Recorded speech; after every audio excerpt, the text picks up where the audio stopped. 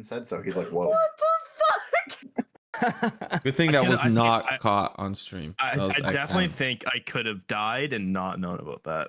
I'm That just was- saying. I've already heard about He this. is one of my he is one of my godchildren, so I guess it's kind of important for Listen, me to know. literally day one, born day one, and the doctor's like, whoa. So how much percentage of the baby's weight was on his Oh my testicles? goodness. At least think? 2%. At least 2%. That's actually impressive as fuck. Holy Jesus Christ. Jesus. Well, at least you don't have to worry about him having less hair than you. Bigger balls usually means more Okay. All right. testosterone. Are we live yet? Yeah, we've been. Yeah, we've been live. Sweet. Session 1, baby. Okay. Who's that? Ooh, I got a little butterflies going. Okay. Let's just go. Let's just go. I don't know what to say first. What do we do? You're the DM. Introduce That's yourself. you know. And Yeah, is that your job to figure out, buddy? What a bully. Okay. Welcome everyone. Session 1 of Ghosts of Saltmarsh. A campaign that I've been trying to run for many, many years. Let's just dive in to what's the setting is, where you're going to be going, what kind of tone we're looking at.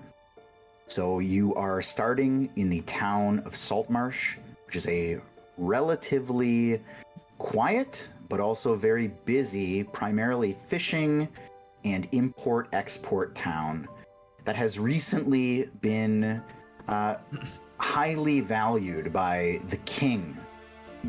His name is King Scotty. And he is attempting to make a little bit of a shift of the local economy from being a primarily fishing town to being a more mining-centered town. He sent down a pack of dwarves that over the last year or so have been mining through the mountains, and it's torn a little bit of a rift in the local town folks. Some of the town folks support it, some of them do not. And so there has been a fracture in the politics. On one side, you have the traditionalists who push for the more traditional style of fishing in this fishing town, and they want the king to kind of stay out of things. And then there's also the loyalists who support the king, support the mining operation, and they want to see a quick expansion of the kingdom out into taking over other kingdoms, as they are currently attempting to do so far, far out into the outer reaches of the kingdom. But you are all tucked away nice and neat, safely on the coast in Saltmarsh. As it currently stands, we find ourselves, hopefully this looks good for you guys, this is a new thing I'm attempting here. You find yourselves thoroughly spread throughout the city. You all have your own connections built in. Tell me if this looks terrible or decent. Looks good, you- yeah. Also, you all have your own lights attached to you, so if you can't find your character, it's the bigger, kind of more yellowed lights that you are. Oh, what a beautiful thing! Yeah, we got the Mexico filter. What? Mexico filter. So you find yourself spread throughout the town of Saltmarsh right now. Each of you doing your own kind of things, and I will jump around the board, and I will engage with each of you as we kind of step around here. It is currently nighttime. The town is starting to quiet down, and the last few ships are waiting to dock, unload, and reload their goods for the rest of the night before the docks are closed. If we scroll down to the more technically western side, if you look at the little compass in the bottom right, it's off center here. It's not north. It's going to be north south. It's east west. I hate that. I know. Trust me. Everybody hates it. All the DMs talk about it. If we travel down though towards the lower end of the map, we will find Peaches in the mining operation headquarters, You find yourself standing at the kind of operating desk of the leader of the mining guild and council member, Manistrad Copperlocks. She is a fairly burly and boisterous dwarven woman who leads a pretty strict ship in terms of her operations. She plops down a satchel on the desk and looks up at you, Peaches, as your shift is starting to come to a close. And she says to you, well, this may be the last delivery for you for a while, eh? Seems like it. Well, don't rush. Take your time. I'll try not to. I'm quite excited though. Oh no, it came out Australian. How did that happen? Well, you're matching me. I've been practicing! I have to ask, what's the plan after all this? Well, I'd like to go to see all those... Oh my god, I can't. One sec. This is the accent session. Everyone Yeah, gets, we're all gonna stumble over our voices here. I've been practicing like all day as well, and suddenly it's just gone. Do you want me to not do an accent so you can? No, yours? it's okay, it's okay. Just give me like 2 seconds. Sure. Yeah, I'll be trying out multiple accents today to try to find my voice. Don't worry. Grix is gonna be all over the map. Yep. Okay. Honestly, I think what's next is travel to all the places that Dultrin told me about. You know, I'd like to see all those beautiful sights that he always talked about. Maybe make him feel a little bit closer to me. Well, I trust that you will not get lost along the way, and hopefully you're going to find your way back here. And when you do, if you want to drop that mantle, we can take you right back to where you started. You lot will always be my family. I'll always find my way back to you at some point. All right, let's not get sappy. Right, because I'm going to be the one to get sappy. Look, I'm going to continue to run things the way we need to, and well, you're going to be a bit hard to replace, not because of the work that you do, but because of, well, the crew. They're not You've gonna got be to too keep pleased. that in mind now. I know I've been around for 3 years taking care of it, but someone else has got to step in. Right. Well, I'm only going to give you one more job. Just take this and run it down to the dock, down to Gellen's dock. Gellenstock. Got it. I'll send you a postcard from wherever I find myself. All right. See, now I switched mine. Jesus. You got me going. Okay, so she kind of shuffles the satchel forward. It's a little bit heavier than what you're used to, but you're able to sling it over your shoulder, and you're sure that whatever's inside is some sort of clumps of ore of some kind, and she sees you to the door out of her office, and you see a small crew of the miners just milling about in the main entryway, and they all kind of give you like a somber nod and, you know, a couple of salutes, and then as you start walking, they kind of like give you a little soft clap as you walk your way out. I'll see you around. Be good, y'all. Kind of wave and nod, and you make your way out. And as you do, your path that you would be following, and you can use your WASD or your arrow keys to, you'd be walking down south and then up around, well, I guess west, and then up and around, across the bridge over to where we find, where we would find Grix and one of his co-workers, Greg, which is where we're going to be jumping off next. Everyone's got such crazy names, and then it's just Greg.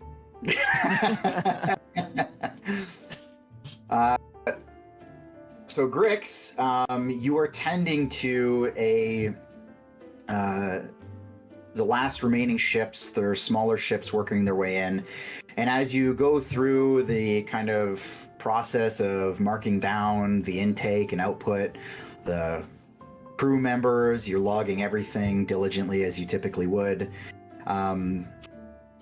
Greg kind of walks up behind you, puts his hand on your shoulder, takes a look at your clipboard, and then he nods out to some of the ships that are waiting. He nods to the last one in line, and he points out and he says, just remember, you know the deal. Just don't worry about that one, okay?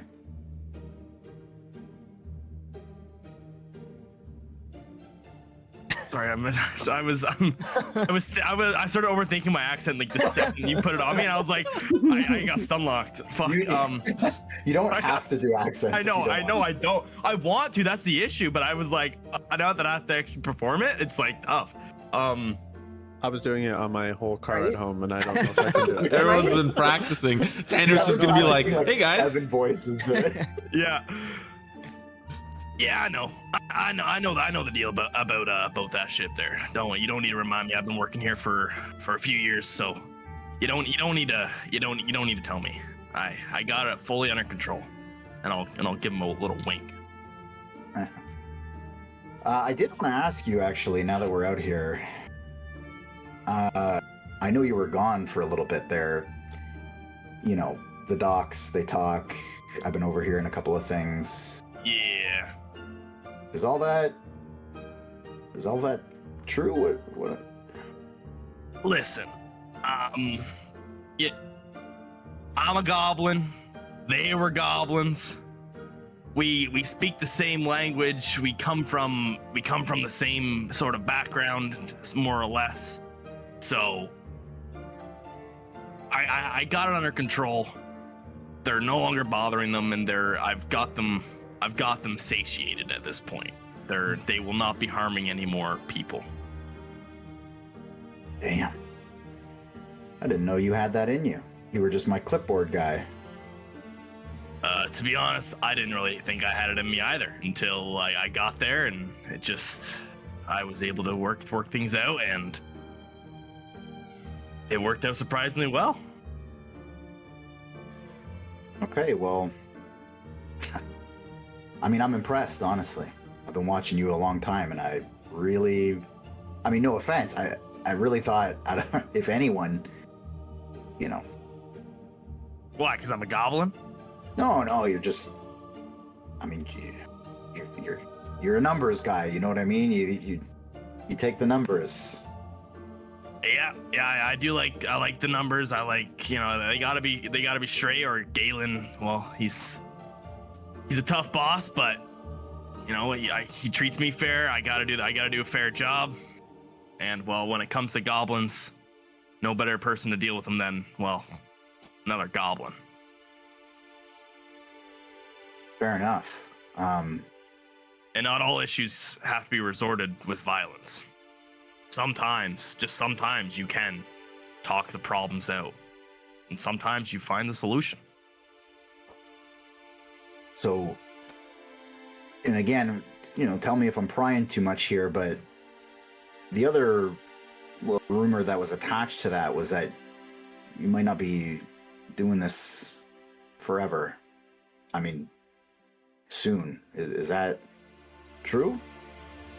Listen, there's a lot of moving parts, and there's a lot of things that needs to be considered on my end. But at the end of the day, I have to do what's right for me and mine. And Galen knew that I wasn't going to be here forever. So we'll see how everything shakes out. But I'll make sure that there are some things in place if I do take a leave of absence. Okay. Well, whatever you do, it's been a pleasure. This has been a good run for you. I don't think we've missed a single gram of what's come in and out of this dock. Well, I make sure of it. I am small enough to get into those little compartments that they try to hide things in. I know these ships, and I take pride in my work. I don't like messing up. The first couple months I started here when Galen took me under, it was a bit rough, a bit of a learning curve, but I've got it all figured out, and well, I'm just happy that where it's at, where we've got it now. He's done right by me. It's only fair I do right by him. Yeah, well, respect to you, And he kind of claps you on the back again. He says, look, last ship's coming in. Just, if you can handle it from here, I think I want to get back a little bit early, if that's all right. Yeah, absolutely. I got it. It's under control. I'll reach up my hand to shake his hand to as a sign of hey, have a good night type thing. Okay. I'll dab him up basically. And he gives you a firm snaps on the way out, and and the last ship starts making its way in. And as it does, we transfer over to somebody who was on that ship, Wyatt, as you kind of stare off in contemplation, kind of looking out as the ship slowly moves its way in to dock. You get a firm smack on the back of the head, and the kind of captain of your little keelboat as it's moving in, Mr. Bodok, the orc, gives you a firm smack on the back of the head, looks out to the dock, says, "Hey, fuckstick, look alive." Right. And move quick. I know. When I get off this boat, I'm going in and I'm going to sleep. Yeah. Oh. No talk back today, huh? We just finished this shipment and just call it a day.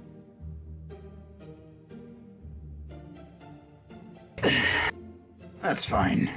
And he leans over the edge of the ship, reaches over the side, and you see him kind of pry on something, and then you see him pull up, and he takes a live crab that was crawling on the side of the ship and just bites a piece of it, and the remaining legs just kind of wriggle, and he hands out the rest of it, some of the crab meat just kind of dripping out of the center that he took a bite out of, and as he chews. Huh? Had a big lunch. I'm good. Suit yourself. And he walks into one of the cabins, and you see him start organizing some of the shipments, getting it ready to get off the boat. After that, a dwarven crewmate walks his way up to you. Says, "You all right?"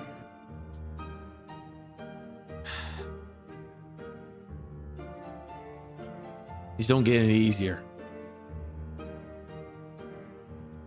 No. Especially what happened today. I think I'm near my wit's end. Look, we'll just sleep it off, okay? We'll do this quick. I don't think it's that easy. I don't think it's that easy. And then like Wyatt kind of starts like fidgeting. He's just anxious. And your friend here, whose name is Dolder, puts his hand on your shoulder and kind of like clasps your shoulder and just, look, I don't know everything about what you got going on, but it's gonna be okay. I got a good feeling. That makes one of us. Also, you want me to kick his ass if he ever smacks you like that again? Can you handle him, Dolder? I don't think so. What do I got to lose? What's he gonna do? Throw me off the ship? I'll catch you, buddy.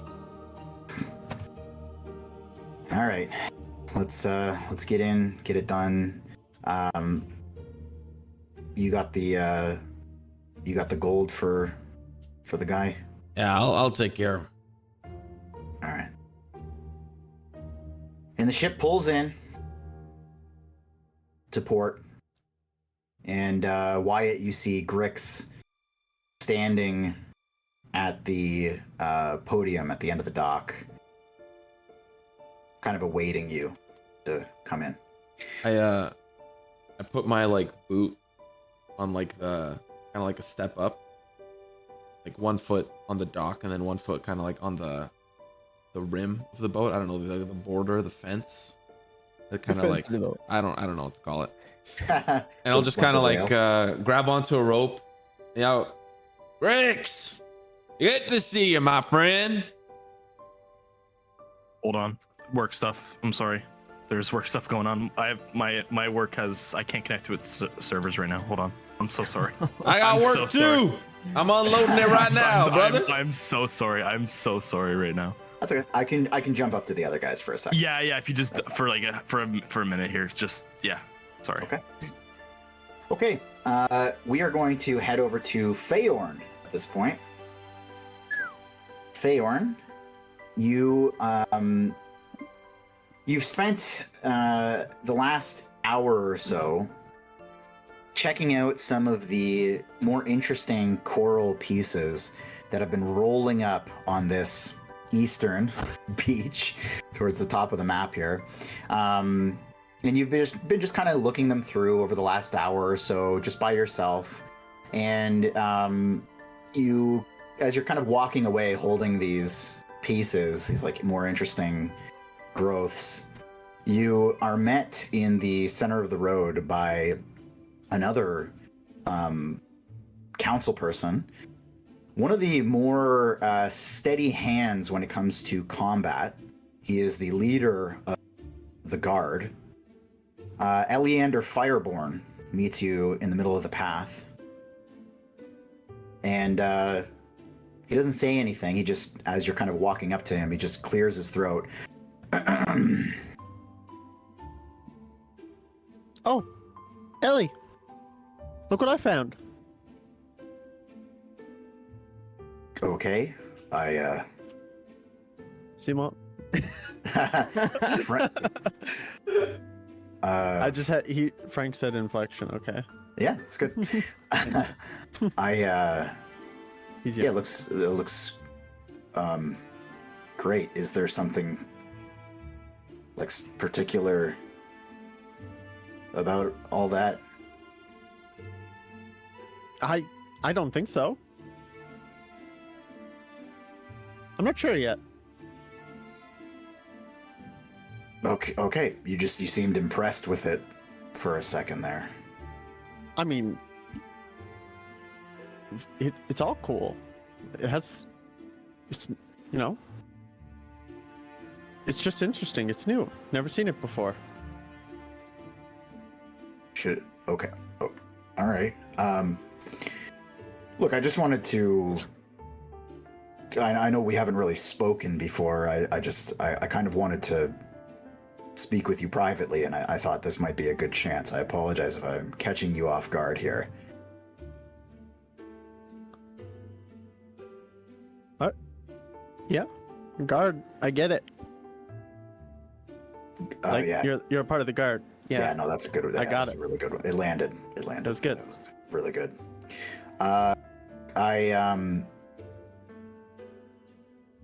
I've been meaning to put together a bit of a squad. We've been seeing a few more than usual things coming out of that Dreadwood. And I just thought, given recent events, you might be interested in coming out on an excursion or two. Oh, I would love to go into the forest. They told me I wasn't allowed to. No. You're not in. Oh. More in line with, your, I guess, work or recent work. We'll stay outside, but we'll take care of business as needed. And if we're called to it and we see reason to head inside, would that be something you'd be interested in? Of course. They won't let me in there right now. Like, Feyorn told me not to go in there, so... Right. Well, okay. I will, I'll put your name down. And, good job. And all that with everything. I'm here to help, and, everyone seems really nice, and they want to hear what I have to say. I don't doubt that. You seem like a good, hearty,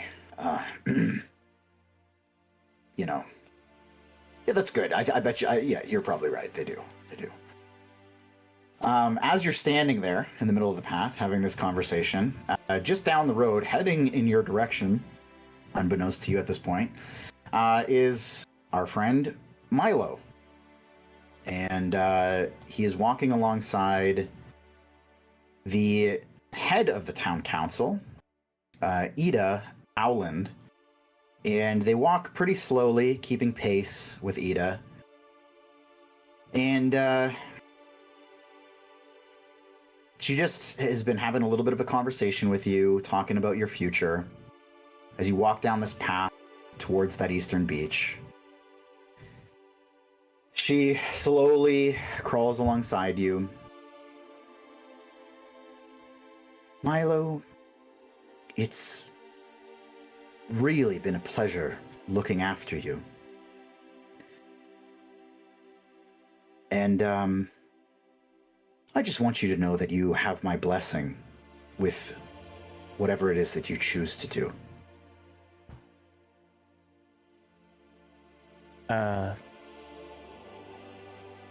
Ida, thank you. I have...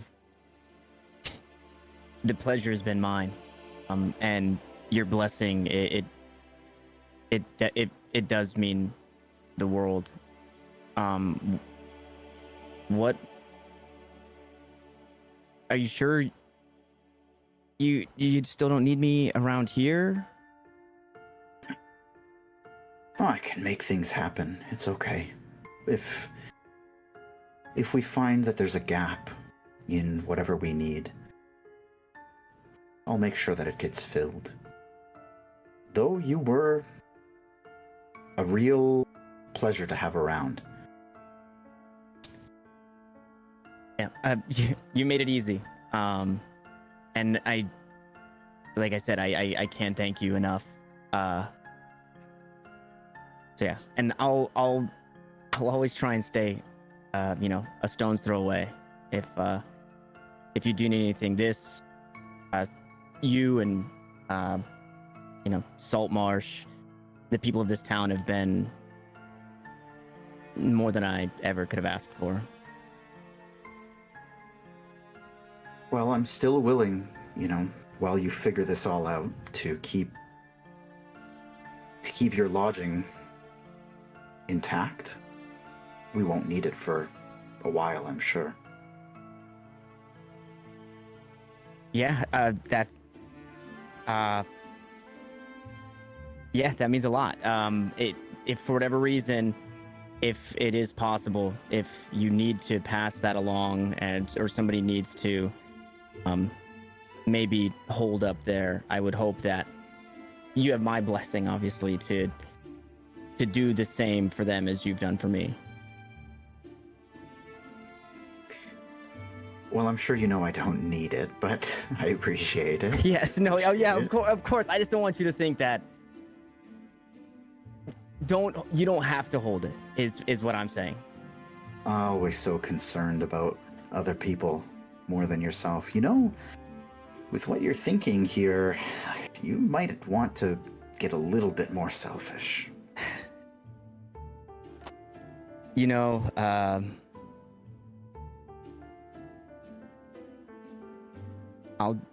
I'll try that. I will work on it.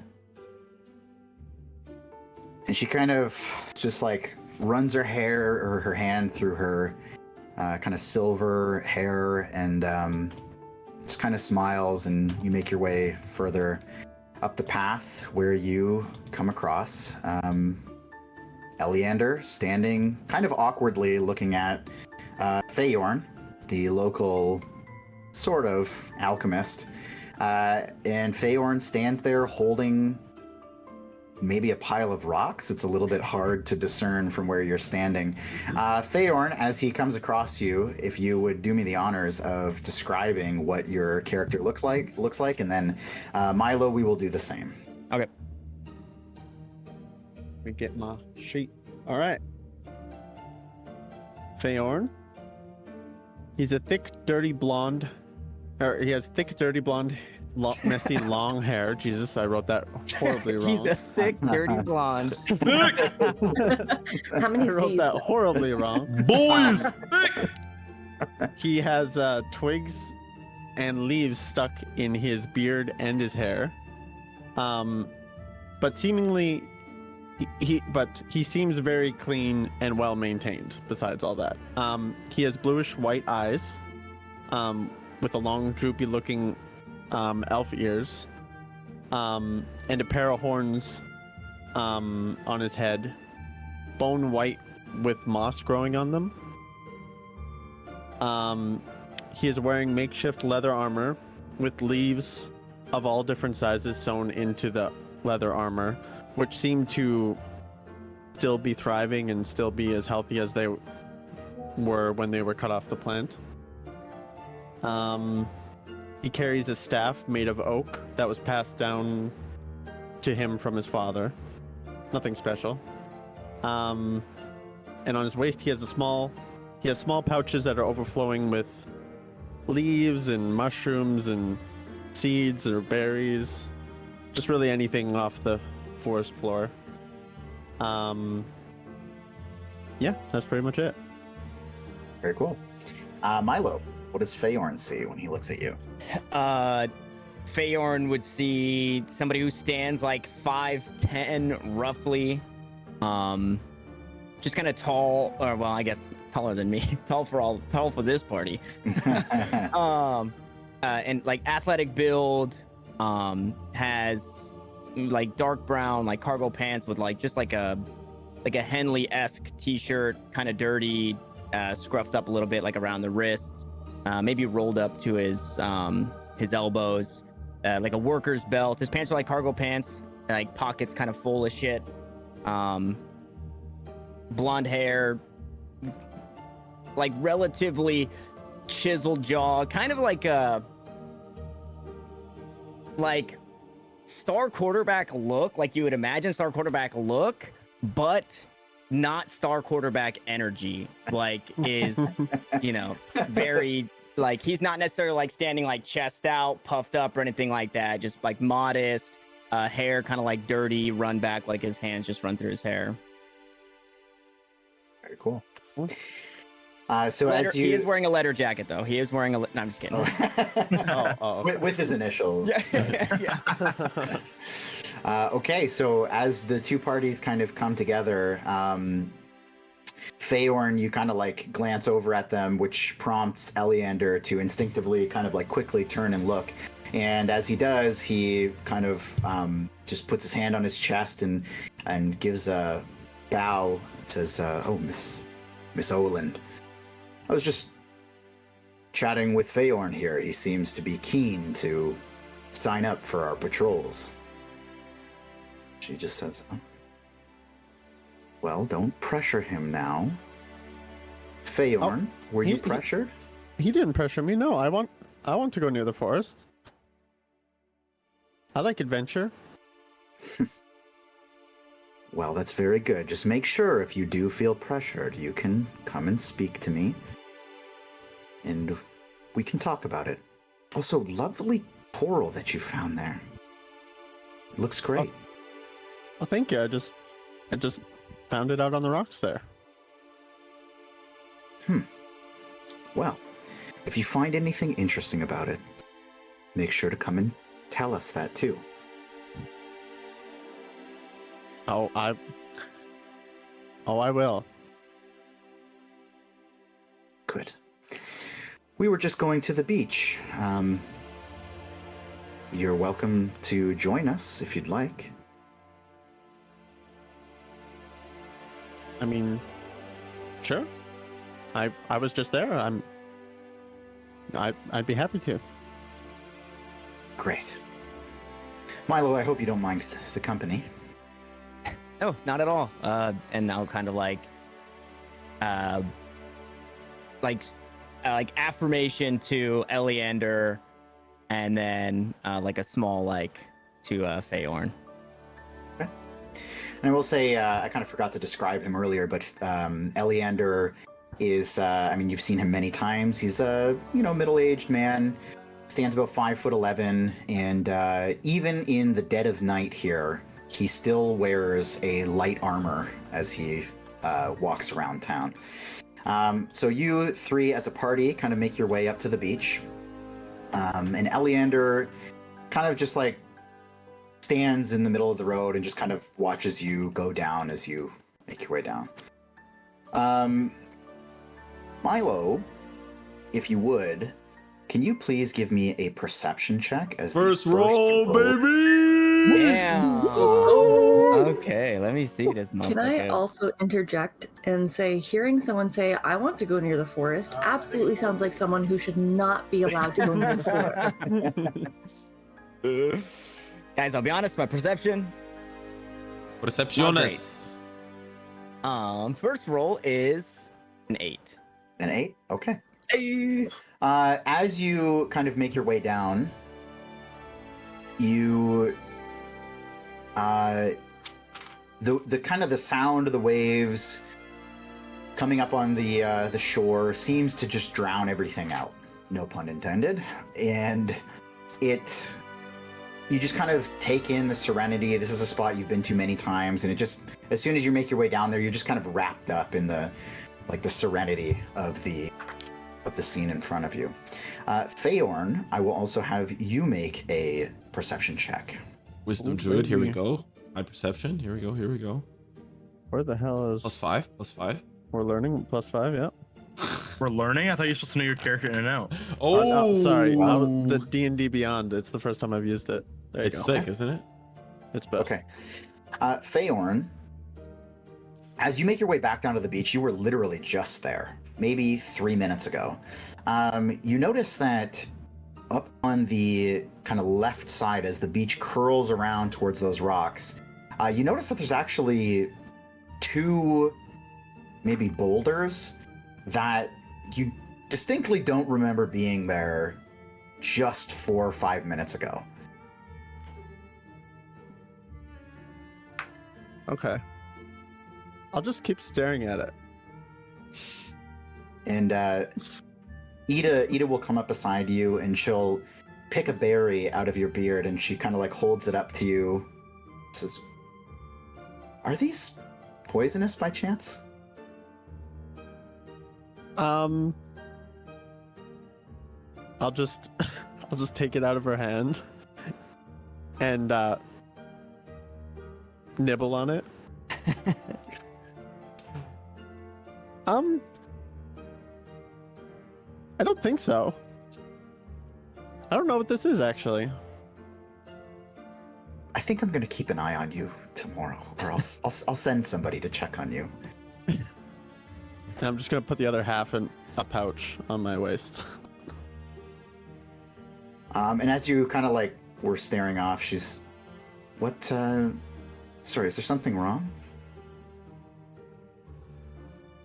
Well, I was just here at the beach looking for coral, and I didn't notice those boulders over there. She kind of like looks off in the distance. That is odd. Maybe we should take a little walk. All right.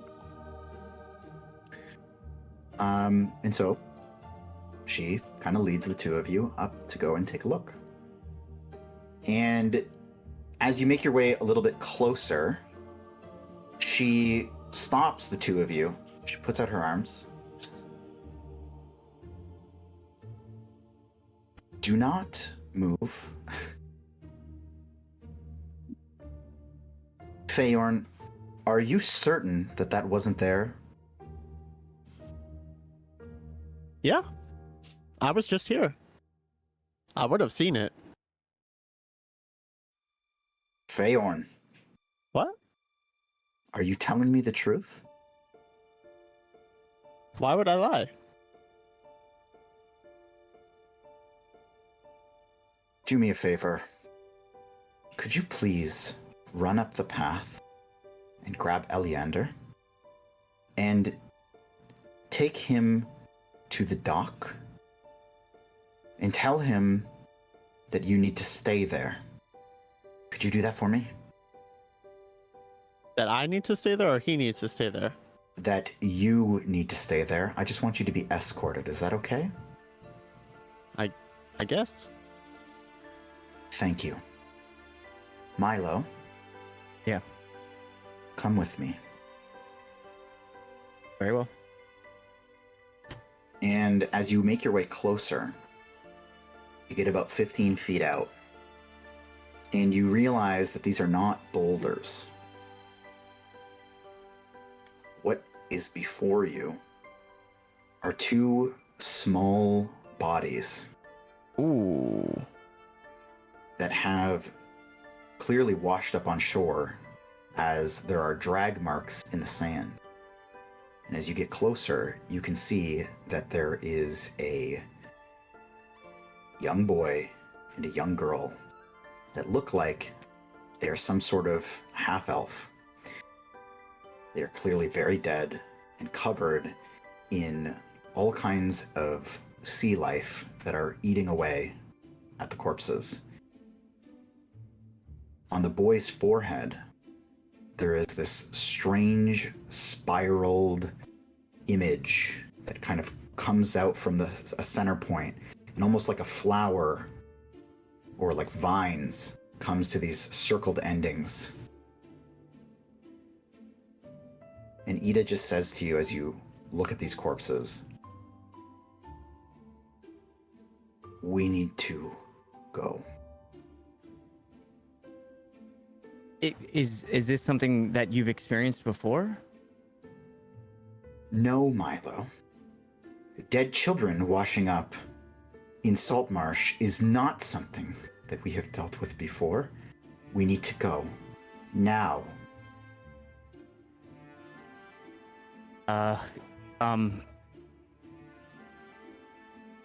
You go, I'll be right behind you. And then I'm gonna like kneel down, and then kind of just hand to chest, and like close my eyes, and as I open them, cast Divine Sense to see if I can know the location of any celestial fiend or undead within 60 feet, not behind total cover. Celestial, fiend, or undead? Or undead. Okay. Or objects that have been consecrated or desecrated. Or as with desecrated. Hollow. Or desecrated. Interesting. Okay. What I will say is when you open your eyes, you kind of get this slight sense of relief as you sense none of the kind of first category. There's no fiends, celestials, or undead anywhere near you. However, you do get a very strange, not so direct sense of some strange desecration, but not in the typical sense that you normally would, where you get like a certainty about kind of what kind of desecration has happened. It's this weird, like some sort of ritual happened, but you can't place what's going on.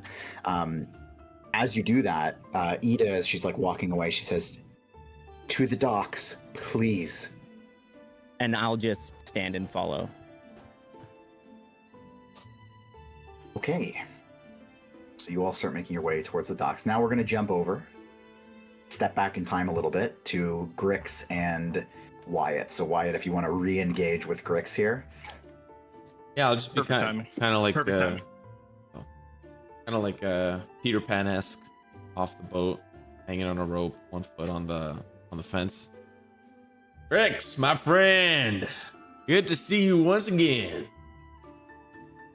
Why? How you doing? Great. Now that I see your lovely face, why don't you come on over and help us out here? Absolutely. Whatever gets the job done faster. Am I right? Yes, sir.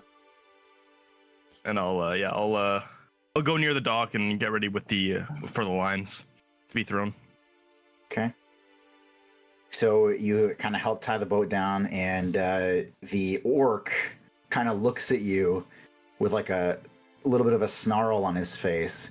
And as he sees you kind of like happily working along, like working on this dock, he just spits on the dock. All right. Well, it looks like you two can figure this out yourselves. I'm going to go home early. And he steps off, jumps onto the dock, and he like makes sure to like look down directly on top of your head, Grix, as he walks past you. And you hear him kind of snarl to you. Little fucking traitor. Boy, you got a fucking problem? And he like looks around, sees We got a fucking problem here? Nope. No. Yeah, keep it moving. Keep it moving, buddy. Remember who runs these docks, okay? This guy. Okay. Just because I'm small in stature, don't mean shit. Remember your place. Oh, I do. I do.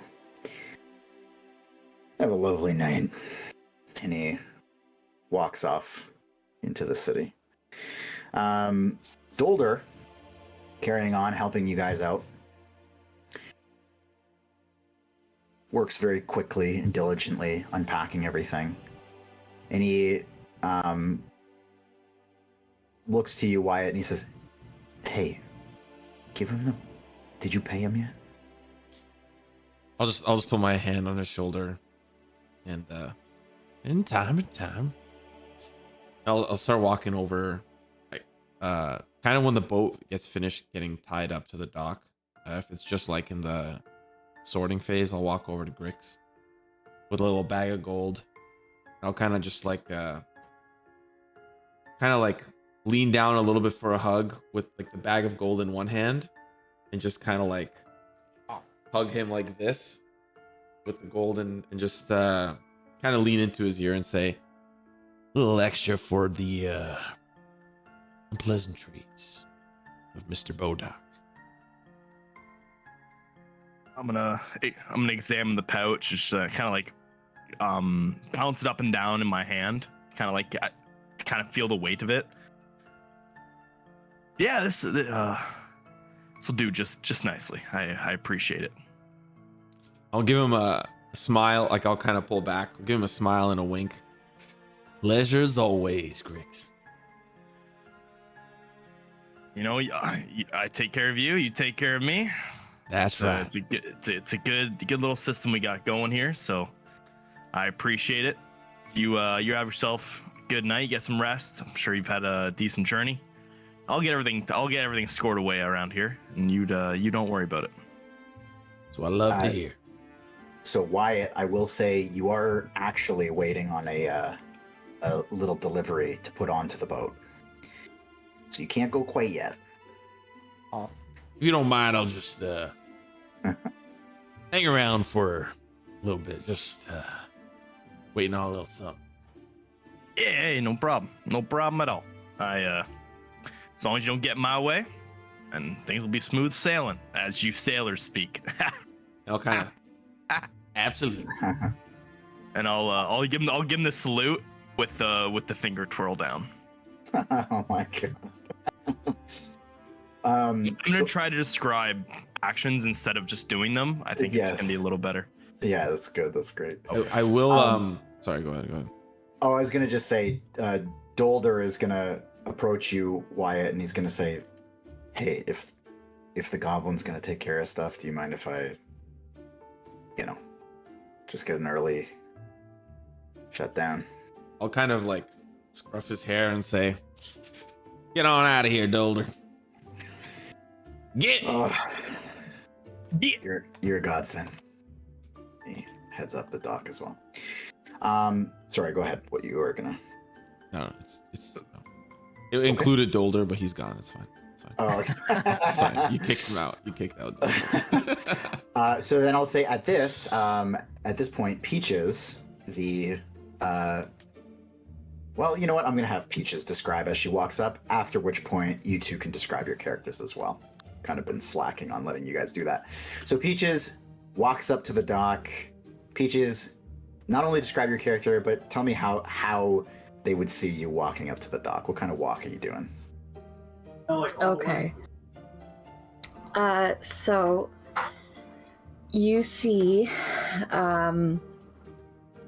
strangest sight. A bird, a human-sized bird, is walking towards you. An Aarakocra with We should be coming up. We're on with the side of that, right? bright, kind of peach, pinkish colored feathers that kind of fade gently into white. Anchor, real close. She's wearing oh boy. Let me see. I can't remember what I designed her with. So she is wearing leather armor, just like a simple kind of vest, kind of wrapped in like scarves and like a little, flowy tabard kind of tunic thing. She does have a quarterstaff on her back, and as she approaches, you notice that she does kind of walk with the slightest hint of a limp. And as she gets a little closer, which some of you have already seen her before, so you already know this, you notice that she does have a mechanical leg from about the thigh down, or like kind of attached to like the thigh, and then from the knee down, it's basically like a steampunk whirring kind of, gears and cogs and kind of open concept of a mechanical leg that kind of matches the skeletal fixture of her other leg. Super bright, super cute, just absolutely adorable little thing. We can probably leave it right outside. And as she walks up, you can see that while there is a limp, there's just an absolute bounce in her step, and she's just kind of smiling and nodding at everybody and kind of giving little waves to everybody, and she'll stop and chat with someone for a little moment and then just continue walking. Okay. Wyatt, go ahead and give me the description of your character, and then we'll do Grix right after. Wyatt's wearing, oh shit, that looks good. Damn, boy, son, damn. Oh, I see the steam, bro. The steam is just coming off the top, baby. Okay. So Wyatt, he's got like a long coat with these like twist buttons.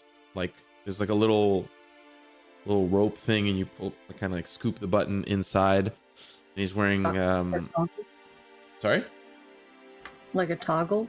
Yeah, kind of like a toggle. And just kind of like some little bit baggier pants. Like the pants that he got just weren't his size, but he's just rocking it anyways, and some big old pyro boots. Kind of in this like blackish brownish outfit, and it's dirty. Like it's not clean, it's very rugged. As far as how Wyatt himself looks, he's about I forgot what size I put. I think it's like 5'11", 6, something like that. I put 5'10", there you go. There's a little bit on the smaller side. Wow. He's 5'10", and he's got like it's a little bit odd. Anyone who's spent time relatively close to him, so probably I'll say mainly, at least for the moment, Grix has spent a lot of like face-to-face time. If you've taken the time to like notice, his skin is ridiculously flawless. It doesn't make sense why his skin, like he's in this dirty ass outfit, but his skin is like untouched, and his hair, it's like it's a little bit, it's slicked back and it's long, so it kind of goes a little bit down past the neck a little bit, and it is in mint condition. It's like not a hair follicle out of place. It's eerily too perfect for somebody who works in like a very rough dock environment. Sorry, what word did you use to describe your skin? You lost me on that one. It's flawless. There's no blemishes, I did no not marks. hear flawless. Sorry. I heard like something else, and I'm like, this man pulled out a fucking thesaurus. And No. used some Flawless. random It's word. flawless. I was gonna be like, what the fuck? Yeah, it's flawless. No blemishes, no nothing. Like it's Okay, literally okay. like one You're pretty solid black. color. Yeah, Prince Charming. yeah, that's why. I can see that. I can see that. Okay. Grix, give Yeah, me, you doing? give me that description. Yes, sir, baby. Yeah, Grix is a goblin. He's about 3 feet tall, so he's a little shorter than Wyatt is, I would say, just a little bit. I mean, Wyatt's tiny at 5'10". Like, Jesus Christ. He's got shaved sides, with a faux hawk essentially right down the middle. It's slicked back. It's a little uneven because he does it himself. So it's a bit off-centered, but does the job. I'm just wearing a regular brownish tunic with the bandolier strung across my chest, as well as just regular cloth pants that a regular old dock worker would wear. He's got a few pieces of jewelry, mainly just ear piercings, but nothing flashy, nothing glamorous. And I got beady black eyes. All right. Very good. Do you have the stereotypical goblin teeth? Guess you'll find out. Okay. In other words, I don't know. Okay, so Peaches, you make your way up. You, at this point, seeing that Wyatt's there, the few interactions you've had with either him or that boat in particular, you know that this delivery is effectively going straight past Grix, either directly on the boat or directly to Wyatt.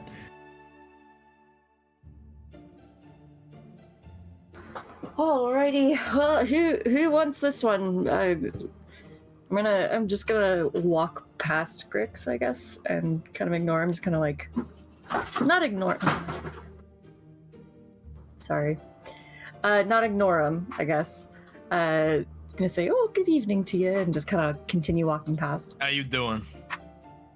Oh, yeah, better than usual. Walking up, I'm gonna hand it to whoever's closest, I guess. Well, I think for Wyatt's shipmates, he's the only one left. Gotcha. I'm gonna walk up to Wyatt and just say, "Oh, I was told to deliver this one right to you, and where can I put it?" In my hands, darling. Let's get this over with. Alright. Do I see this interaction, by the way? Yep. Oh. Now that Peaches is kind of closer, you do notice that she is kind of ripped. Just a little bit. No, wait, no. Wait, is she? Yes, I believe she is. Give me 2 seconds. I gotta confirm that. And this is normal behavior for this ship, correct? For me, this is something like ordinary. Yeah, it's kind of one of those things that you're supposed to just like keep your head down and like either be looking at your clipboard or just moving boxes when it happens. Gotcha. Heard. Alrighty, and I kind of toss it back over and hand it to him. Thank you. It's been a pleasure.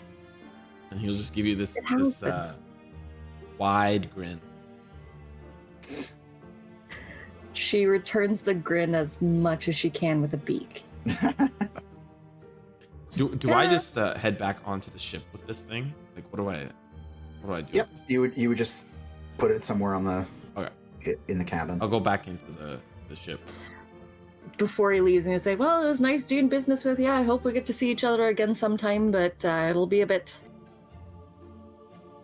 As he like starts to get back onto the ship, as he turns back, you'll notice that he has to like put the grin back on. Like it's just kind of like a quick, absolutely, and then he'll turn back and it's not like the grin was there. Like he had to like put it back on, and he'll turn back and keep walking up. Oh, I up love the to ship. see that smile. Okay. Just want to take a quick jump to Feyorn and Milo for a second here. So, Ida kind of leads the way, catches up with Eleander. Do you just follow them as they go to the docks?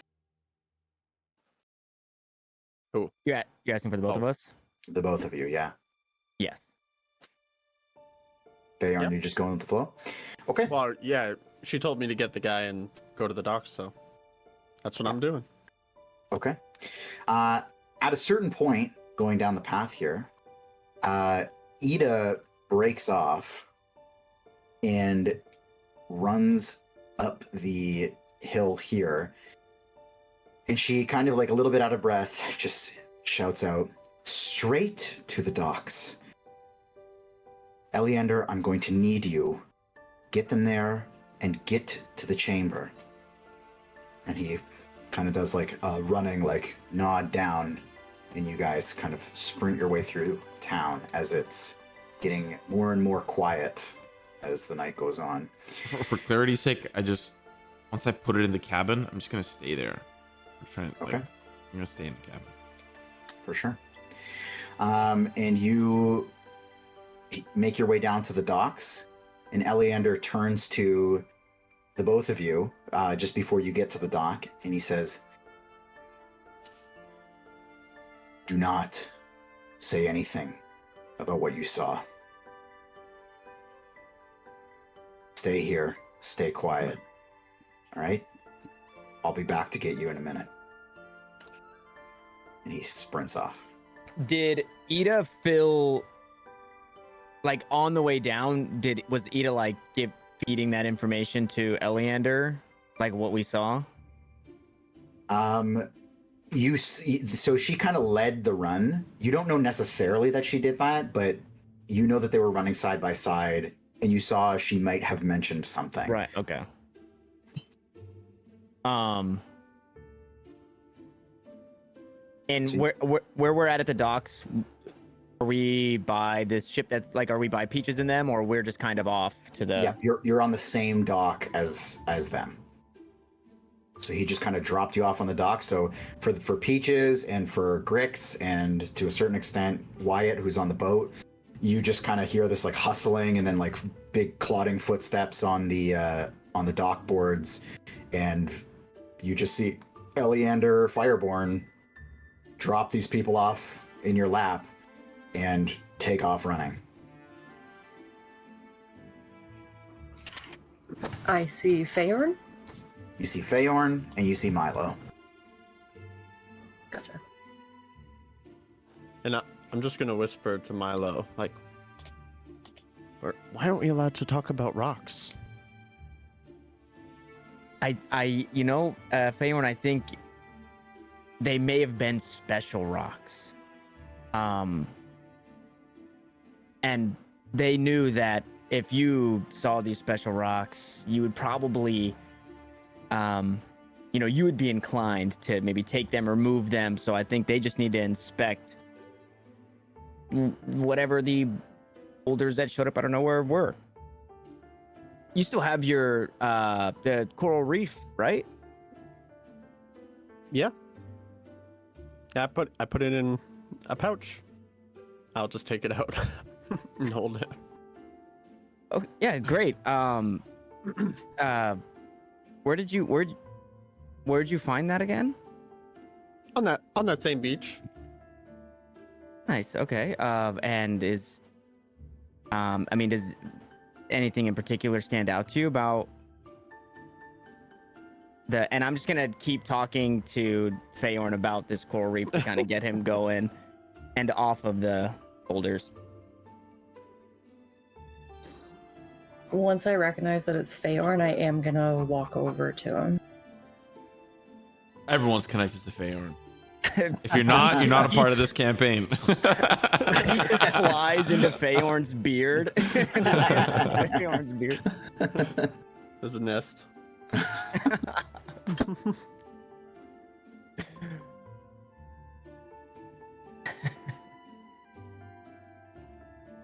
keep forgetting that I can actually move my token. Oh, evening there, Feyorn. Wait, what? Sorry, I didn't hear what you said. I said evening there, Feyorn. Oh. It is a nice evening. What's that you got there? Oh, just some coral I found at the beach. Oh, it's very pretty. What color is it? Red. Wouldn't it be white? Not today. It's red today. It's yes and. It's very pretty. I'd love to see you make some sort of jewelry out of that or something. Oh, I'm not that skilled. I just thought it looked nice, so I was just gonna hold on to it. All you need is a little bit of rope. Well, maybe. I'll hold on to it and think about it.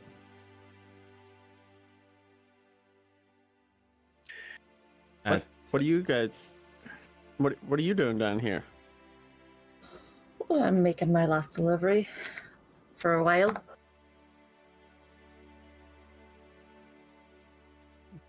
Oh, well. I guess that's good. Trying to find a way to head off and see some of those places that you've, find some of those plants you've talked to me about. Oh yeah. It's finally time for me to go on and make my own way. Well, it's a big world. There's lots to do. I'm sure you won't be bored. There it is. I can't wait. So obviously, anyone who's out there, you'd hear this. Even Wyatt, you're not on a huge ship, so your cabin, you'd kind of hear this conversation going on, and you hear that Feyorn has, for some reason, joined the dock. Yeah, I'll head out, and at the top of the plank, I'll just get a big stretch, let out a big and I'll look down and I'll see Feyorn and just this group of people. Wow, it's a real party out here, huh? And I'll start walking down the plank. And I'll walk over here. I'll kind of squeeze past the wings of Peaches. Like, come here, Feyorn. Good to see you, pal. I'll reciprocate. Man, you're smelling fresh as a pine tree. I did give one a hug this morning, so I can smell it. You sneaky old dog. Did that root I give you help with your mother falling asleep? Oh yeah, she's feeling great. She's getting a good night's rest now these days. All thanks to you. Well, just remember, just don't take too much because it can be bad. Oh, so that's good to know. Thank you, Feyorn. I appreciate that. And Grix, I went to the library. I never found that one plant you were talking about. What was it? You said it was Oh yeah, ligma root. Oh my god.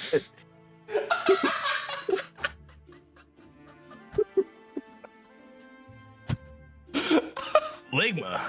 No, can't say I ever heard of a ligma root, but it's definitely a haywood. You're looking for the haywood plant. Oh, okay. You ever heard of the haywood? I don't think so. Jesus. By the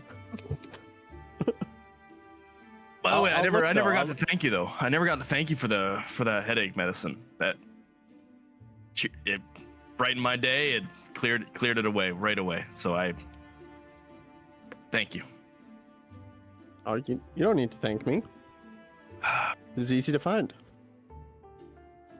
Maybe for you, but this is my home right here. I can find anything I want around here. Out there, well, that's a whole other story. That's why I come to you. You're my guy. And I'm gonna go back to my clipboard and finish counting everything and writing everything down. Okay. As you're all kind of hanging out there, shooting the shit, doing your thing, I need everybody to drop me a quick perception.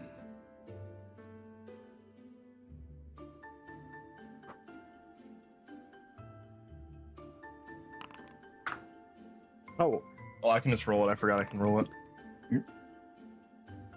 Oh. oh, Whoop. oh, baby. 17. Okay. Okay. So 10 and up, which is, I think there's 3 of you 10 and up, right? Feyorn, And sorry, Tanner. Feyorn, Wyatt, and Tanner. Okay. The 3 of you, 3 of you, as you're kind of just talking, just catches your ear that the constant like flowing in and out of the waves just like ceases. It just goes quiet. And Wyatt? Go Wyatt. You look in the water and Wyatt's everywhere. It goes doesn't quiet. matter. And you look out into the water and you notice that all those little, like when you look into the water as it's moving, all those little like wave caps, even the tiny ones, they kind of make that little white as they crest. That has stopped happening. You see them curl over, but the white caps of the waves do not exist. And the rolling of the water as it splashes against the boats and as it splashes against itself and the dock, it stops. And as you kind of take it in and like you look at it a little bit questioningly, trying to figure out what's going on, you notice that there is almost like a small streaking stream of water entering this dock area that is pitch black. And it stands out even in the night as it just soaks up all the light coming from the lanterns. And you notice that it starts creeping directly towards your dock. Have I It's- noticed anything like this on my travels? Sorry, Wyatt, you were over 10? I was over 10, but have I noticed Okay. the water or the ink before? So I actually didn't realize that you were one of the 3. You particularly know a little bit about what this is, or at least you think you do. You've heard rumors of something that is just called the Black Water. And it does exactly what it's doing now. Cancels out all the noise of the water and removes the white caps as the waves roll in. And what have the rumors said about this? Like, Just to stay the hell away from it. But you've also heard that it's only deep out in the kind of middle of the ocean. It shouldn't be here if this is what this is. can I react to it? Yeah. All of you can. Well, whoever sees it. It's coming like south to north towards our dock. Yes. You mean west Like to up- east? Whatever it is, yeah. However, Yeah, so it's creeping through the center of this kind of like little bored out like alcove of water that holds all the docks. It's kind of crept its way through, and it's just avoiding all the ships and all the docks, and this like front almost like tentacle form is just wrapping its way around and creeping its way underneath your dock. And would I know Wyatt to be kind of like like water dog, like making treks in and out on ship, like familiar with the ocean? Yep. To a certain extent. So like I'll kind of look over the side of the dock by where I'm at, and then look up and call to Wyatt. Are you familiar with this? I kind of just like have my arm around Feyorn, and then just kind of like glance over and like jump and like let go of Feyorn and just say, "Oh well, yeah. You see, look at the time. It's time to just slink on by here. Sorry, excuse me, miss. And yeah, I know I don't know too much. I think it might be just a little bit of maybe a malfunction of the water. Who knows these days, right? Well, it's been a sweet deal. Wait, where are you headed? Where are you headed? You know, it's past my bedtime, past yours too. I suggest maybe you take to the streets and Wait, don't maybe you sleep on the boat? I'll find another place. I'm sure. I'm feeling a little seasick these days. You know me, always on the water. Wait, whoa. You're feeling Wait, I gotta back you up. But go ahead, Grix.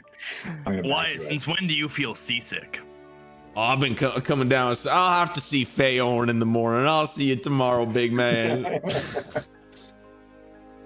So Wyatt, as you're kind of like having these conversations and you're like, trying to step away from what's going on here, on the side of the dock, you just hear this like wet thud as a green webbed hand followed by this like kind of gross veiny purple and green arm just grabs the side of the dock and very quickly pulls itself up on one side of you. On the other side, you hear a slightly smaller like wet slap on the dock, and you look over and you see this huge, maybe 8-foot long snake pull itself up and kind of very almost like it's thrown out of the water, slap down on the dock. From behind you, Grix, down the end of the dock, you see a similar hand and arm pull itself up as these grotesque creatures make their way onto the dock everywhere. Don't like that. Actually, this guy is going to be here. I'll call back to Wyatt. Wyatt, what's going on?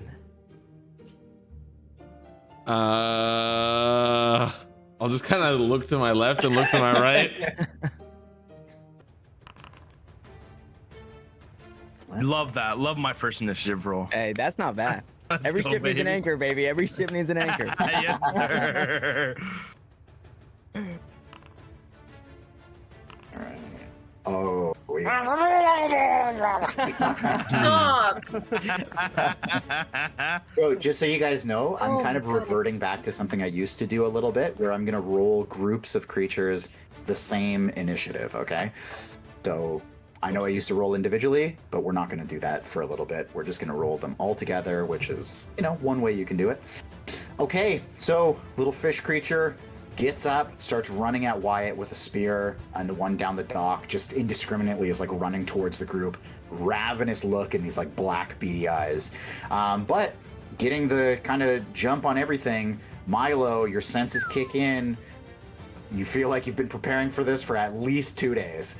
So you are ready to go. You're first up. Okay, so just quickly, as I kind of see the things like popping up, I'm gonna look back to the one behind me, see this one kind of creep up between this, the black snake, creep up between like me and Wyatt, and I'm just gonna run up to it and like hammer from the work belt, uppercut swing at it to try and knock it back into the water. And as I'm kind of like running back, like running up, and I'm like, Wyatt, what's going on, man? And I fucking swing at this thing. Okay. Now this is, I should have mentioned, this is a slightly smaller snake, but still looks. No, I'm swinging low to the ground to hit the snake. Scoop it up. Okay. Yeah. Okay, give me a roll to hit. Actually, you know what? Technically, the snake, because it's a snake, it's probably prone, Phrank, so I should have advantage on this. It is standing on all the legs it can stand on. It is a dirty 20 to hit. Oh, damn. Yeah, that's gonna hit. Oh, boy, let's go. Fuck you, snake. Fuck you, snake. So I'm gonna slap this guy down for max damage for 12 bludgeoning damage. Quit slapping your snake. Whoa. Jesus. Hey, yo. Yo, Everybody, stop hammering the test snake. these out, everybody. Test these out. Okay, so you guys see like Wyatt or Milo, runs up, asking Wyatt what the fuck's going on. Wyatt takes his hammer out, goes to scoop the snake up with the end of the hammer, and just splatters this thing into a fucking mist. And the snake just is ripped to pieces with this one fucking shot, and it is totally dead. It has chummed the waters, if you will. Okay, anything else from you, Mr. Milo? No, that's it. That's it. After dealing with that one, I'm good. Okay. Next, Feyorn. Oh, these boulders are coming out of the water. Oh my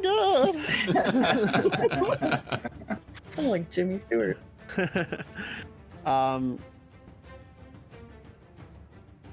I'm going to pull up my quarterstaff and run up to this one here. Can I swing from here? Yep. Okay. Actually, I'm gonna run to the other side and I'm gonna swing at him, but like trying to hit him back into the water, I guess. For sure. Oh. Sorry. I'm learning this frickin'. There we go. You didn't roll to hit. Was that not roll to hit? That was That is damage. roll to hit. No, that's roll to hit. That's Oh. roll to hit. Oh, ooh. Yeah. Wish it was That looked damage. like damage, bro. I was like, you damaged. Oh no. Okay, so you roll the swing and it just like slides off of his like oily back and just doesn't do anything. Okay. Water off the duck's back. I'm like, oh, whoops. And then, yeah, that's it. Okay. Next up is our little snaky friend who is going to totally disregard that his partner in crime over there got misted. It is going to run up to Wyatt, which is the first creature he saw. And this snake is going to attempt to bite Help! Mr. Wyatt right on the knee. And this snake is going to try to hit for a whopping 8 as it dives at your ankles. Not today. Not today. Okay, that is all that it has in the tank. So it whiffs, bites it into the ground a little bit. Next up is Peaches, who I need to rename here. Right. Carry on. No, that's the megalodon you rolled for. Ah, right. That's right. Megalodon. Jumping out of the water. What color? What color? I need to know. Oh, Sea no. thieves. Sea thieves. I need to know. It's the purplish one. Peaches is gonna Zoom back on, we'll lower the front immediately take to the air. halfway. Okay. These- So I don't know how you want to. I can do that for you. Don't worry. Cool. How high are you? Going? You should teach it. Probably about 10 feet. Okay, so if you right-click your character, your token, the top left box, you can enter how high you go. Yeah, me too. Wyatt's got a couple of wings and Yeah. he's going up. Okay, and then Chicken she's gonna wings. fly a bit forward. Actually, she's going to go for the one behind her. So that guy. Grix gets an opportunity And, attack if you want it, Grix. Great. Nope. Excuse me. Just kidding. She's gonna cast Eldritch Blast. Ooh, okay. Okay. Sorry, I'm still trying to figure this out. All good. For a 9 to hit, a 9 does not hit. So your Eldritch Blast also weirdly hits him in the shoulder and just slicks off of his back. Peach is gonna take a second, just kind of like close your eyes, then look up and go, "All right, I get it," and then move another. Yeah, things broke. Let's see, probably. Would I? Yeah, she's gonna move here and stay 10 feet in the air. Okay. Cool. Wait. Very good. Okay. Next up is going to be a big snake. This big snake is going to... He's going to do a thing. So big snake takes big bite. He aims for the rib cage of our friend Wyatt. And because Wyatt's so short at a 5'10", it doesn't take much to get up that high. For a 15 to hit. Yeah, that hurts. Okay, so you are going to take...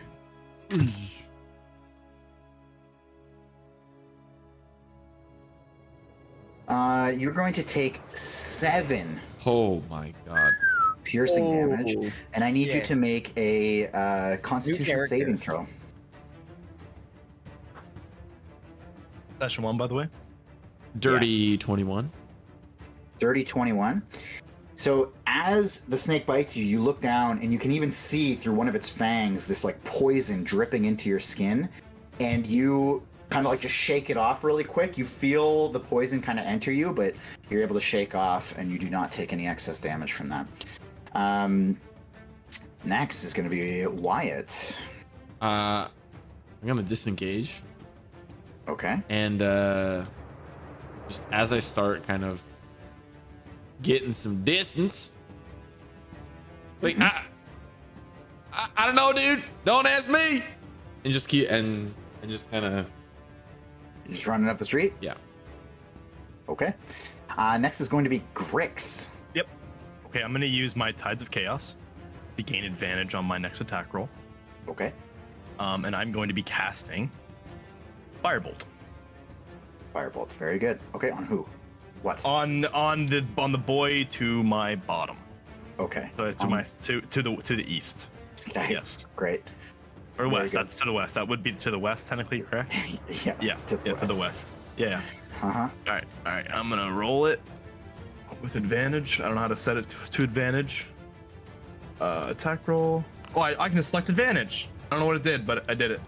Did that work correctly? It did. Dope skis. Okay, Does so- a 20 hit? That hits. Oh baby, let's go. DiMaggio. Hi, nice. You got lemon, bro. Nice. You got Silas. Yeah, that's the firebolt curse. Okay, you fire off the firebolt and it blasts this thing seemingly right in the chest, but right before it gets there, your control over the magic fades a little, and it just a little bit of a pop in the chest. Anything else? Yeah, after seeing my firebolt just piffer out on when I hit him, I'm just gonna run up behind Milo. Okay. Next up is our creatures here. We're going to start with the one up top. Feyorn, you seem to be the closest target, and he is ravenous. All he cares about is going for the closest target. He is going to go a little bit ham. Despite having the spear in hand, he's kind of going to disregard it, and he's actually going to try to reach out, grab you, and bite you with these like 100 teeth that are in its mouth. So that's definitely going to hit. It's going to be a 19 to hit. I think that hits. You're going to take 5 piercing damage, my friend, and he's firing away again. He's going for a slashing attack with his nasty little claws. This one you might get away from. It is a 12 to hit. That hits. That hits. Meets it beats. Here we go. Good luck. 3 slashing damage on the claws. Okay. You still standing? Yes. Okay. All right. Next up is going to be Milo at the start of the round. And as the round starts, you down the street can hear shouting in your direction and loud footsteps. Milo. Down the street from where Wyatt is, or left or right? Or... Yeah, up east is where you hear it from. Up east, okay. Okay, so now there are 2 creatures on top of one another. These green snake and the black snake are on top of one another? Yes. Okay, They're kind of like coiling. Okay. Well, fuck, we're level 1, so there's like not a lot of cool shit we can do. Wait, you didn't do the turn of the other guy. I hate to be a snitch, but you didn't do the turn of the other creature of the deep. Oh, the sorry. bottom You creature. fuck. Thank you, buddy. Wow. Great, yeah, we all have I homework. honestly Yeah. didn't even realize. No. So yeah, thank you. Good call. Okay, so he's going to do the same routine with our friend up here. He's going to attempt to bite. He's going to try to hit for a 9 to hit on the bite for Grix, Can I have a reaction to that? if you have one. Yeah, I'd like to cast the spell Shield on myself. Okay. It Do doesn't. that? Wait, a 9 hits you? I didn't say that. I didn't say if it hit or not. But I can do a reaction to him attacking me, can I not? Well, yeah, but shield. I'm pretty sure you cast after you find out the result of the thing. When I'm hit by an attack or targeted by magic missile spell. So Yeah, I guess so I have to you- be hit by. Okay, my bad. Yeah, you weren't hit. Okay, so claws. He is going to try to hit you for a 15. That for sure hits. Okay, so now you want to react with shield. Now I would like to react with shield, Okay, and I will and- gain +5 to my AC. Which does that make it miss? It makes it miss. That is correct. Okay, very good. Okay, so you see this creature come up, run up for a bite, misses, then a slash, and almost gets it directly into Grix's face. But then you see him cast this shield on himself, and it bounces off this magical ethereal shield. Very cool. Milo, now you're up with Lemon on deck. So as all that happens, I will hit the snake, kill it, do whatever, yada yada yada. 6 seconds later, and then I'm just gonna swing back at the large green snake, and this one coming top down with the hammer. Okay. For a 10 to hit. You smash into the stone ground. Frick. Spark flies. Okay, and then I will just I'm gonna step forward then and try and get in front of this one after swinging at it and getting its attention, and I will end that is where I end my turn. Okay, Feyorn. I'm gonna swing again. Okay. Oh, wait, pressed it? Oh, that might be the wrong. What did I just Something witness? No, that's good. It's No. a 20 to hit, and then if you're swinging it with 2 hands, it's 7 damage. If you're swinging it only with 1 hand, it's 4 damage. Okay. There you go.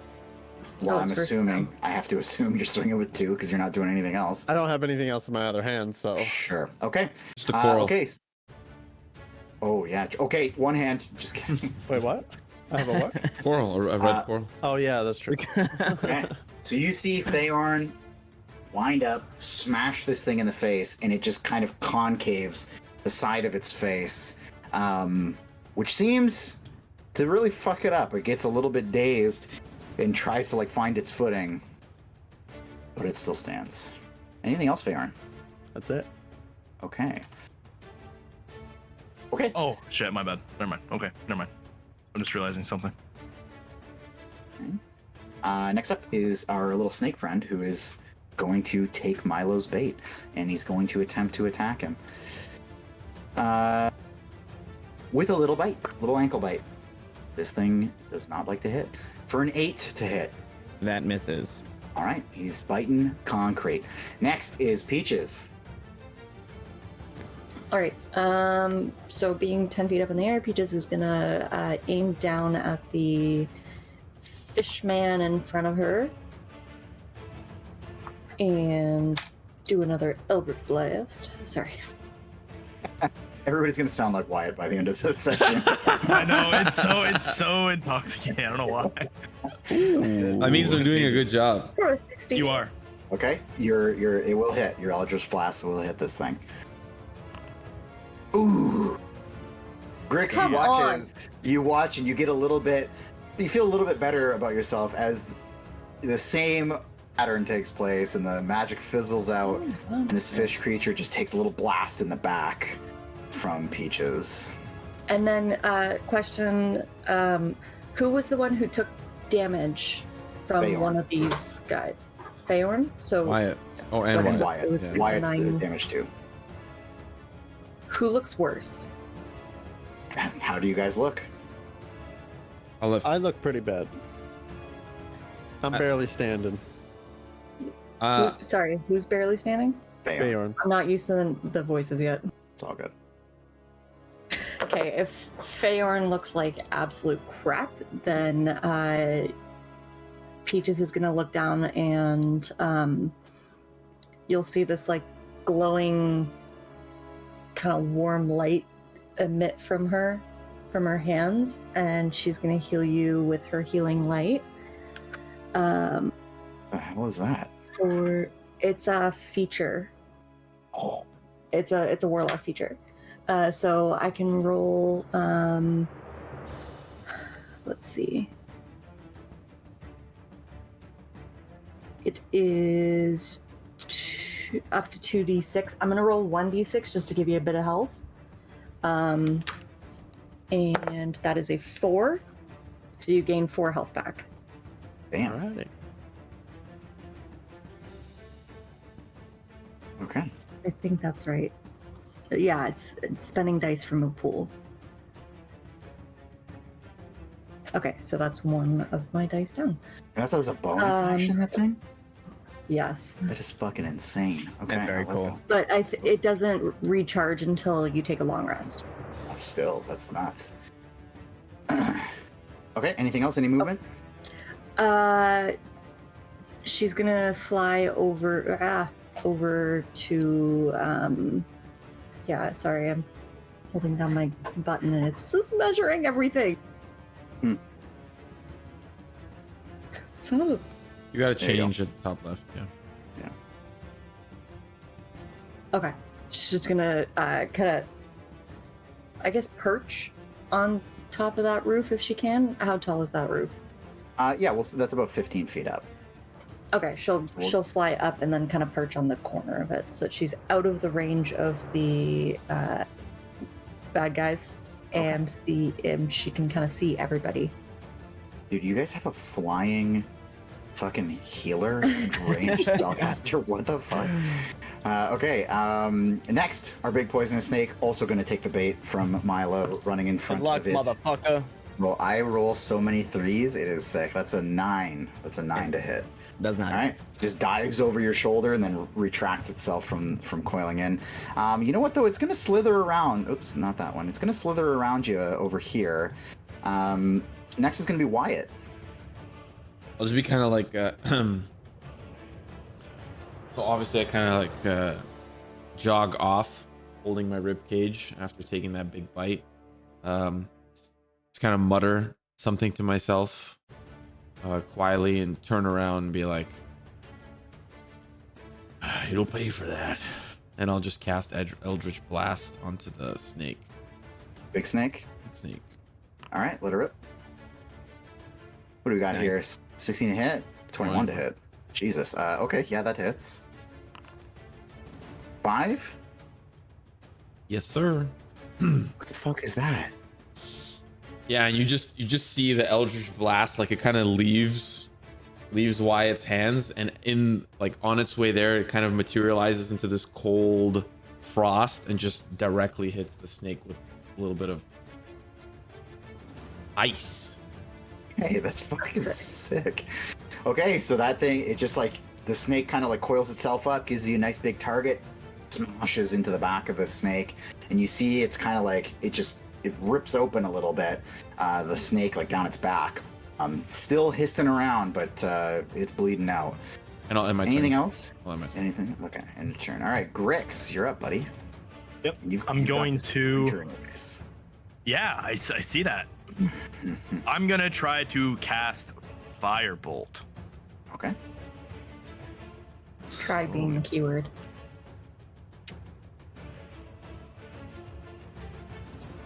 On who? Just maybe- wait, just so you know. Wait, I'm gonna disappoint you. What happened? You have disadvantage because it's in front of you. Unless you pick fine. somebody else. Oh. Roll another natural. No, I picked him. I have to play with how the board Roll lies. 20. So Just roll again. Just roll again. Yep. Oh, Oh! Hilarious. I don't want to play anymore. I want to go home. Yep. And as a bonus action, I guess, I'm going to nimble. I'm going to disengage. I don't even where the fuck. I don't even know where to go. Wait, as a what action? As a bonus action, I'm gonna nimble escape and disengage. Is that a goblin thing? That is a goblin Yes. thing. I fucking love learning all this shit. This is so cool. All right, that's so sick. Yeah, I'm gonna nimble. I don't even know where to go. I guess I'll just run here. Help! Help! And that is my turn. Okay. Awesome. Okay, now our guys are going to go back into action here. So, little fish creature up top. He is not going to get advantage on this attack, but actually, sorry. You see his eyes light up in a frenzy, seeing the blood, despite being healed, dripping out of Feyorn, and you see that he swings a little bit harder with his both of his attacks.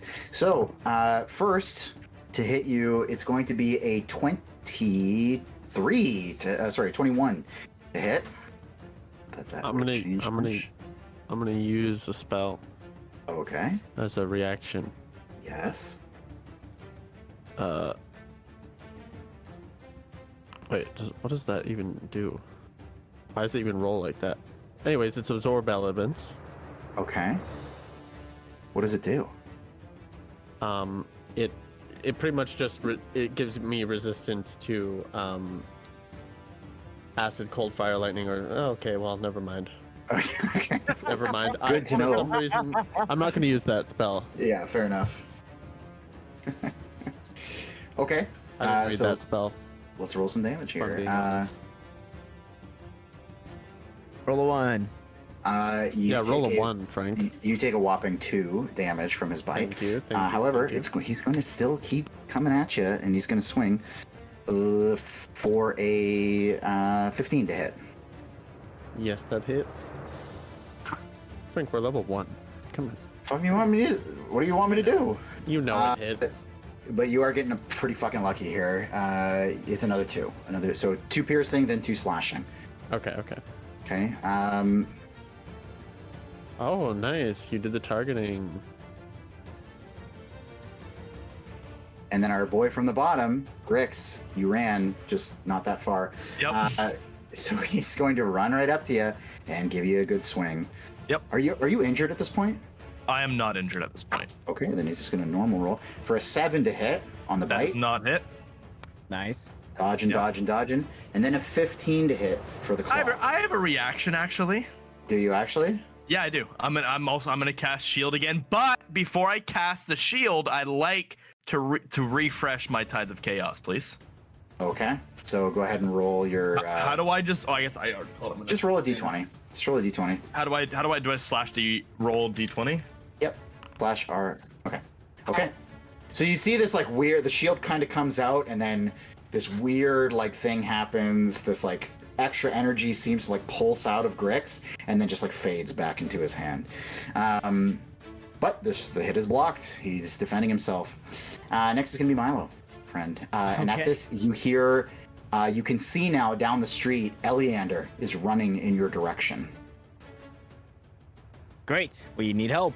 Okay, so as the big snake slithers by and it like perches up next to Feyorn, I'm gonna step on its fucking like the end of its tail. Mm-hmm. But then I'm gonna swing down at this little black snake in front of me. You're gonna okay, very cool. So I'm just like, yeah. For a 19 to hit. That's gonna hit. Coolio. You're swinging at the small snake? The small snake. Okay, very good. Is that the one or is that? Nope. Okay, for 9 bludgeoning damage. Okay, you slaughtered this thing. Okay, He's just getting good at misting these snakes. So like heel to the green snake, swing down on the black snake, and then I'm going to spin around and now set my eyes on this green snake, and then I'll finish my turn there. Okay, cool. Feyorn. Okay. I'm gonna use a spell that actually works for this situation. Mass cure wounds. What? I wish. I'm gonna cast the This spell. motherfucker's popping a good berry. Wait a second. You're popping a good berry? Wait, it's only one? It says up to 10, so I guess it's a rolling thing. Okay. So you produce anyways. the good berries? Yes. So You can just create them. So in my beard, a berry will appear, and I'm gonna pluck it out and eat it. Okay, that's gonna be a bonus action to eat that thing. It's like taking a potion. Wait, you motherfucker! It's it, like, the whole. huh? But it appeared above his mouth. You're gonna use that? Okay, I'm not gonna eat it then, Frank, because then I can't use a bonus action. Okay. You just What with do his you want me tongue. to With do? his You want me It's tongue. a bonus action. I produce them in my mouth. Yeah, it's in my stomach already. Okay, I'm gonna produce the berry, Yes. and then I'm gonna use my bonus action, and I'm going to use hidden step. Okay, what does that do? Nice. I turn invisible until Wow. my next turn. Bitch. Okay, Let my man's invisible. me cast it for you. Oh, I Never can't. got to use that as Oh, I You can. can. You can. There you go. Philomena. Did it work? Yeah. There you go. Okay, that's sick. That's sick. So you see this creature like looking like super confused. What the fuck is going on here? So I'm just gonna pull out the berry, hold it, and then just turn invisible. And I'm gonna move. Okay. And I'm gonna move towards Wyatt up here. Okay.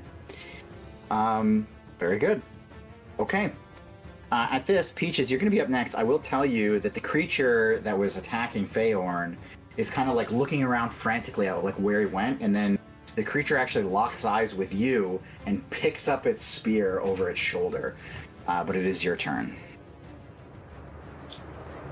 Peaches is gonna catch that locking eyes, and she's going to cast a fuck it. We're going a guiding bolt. Ooh. Okay.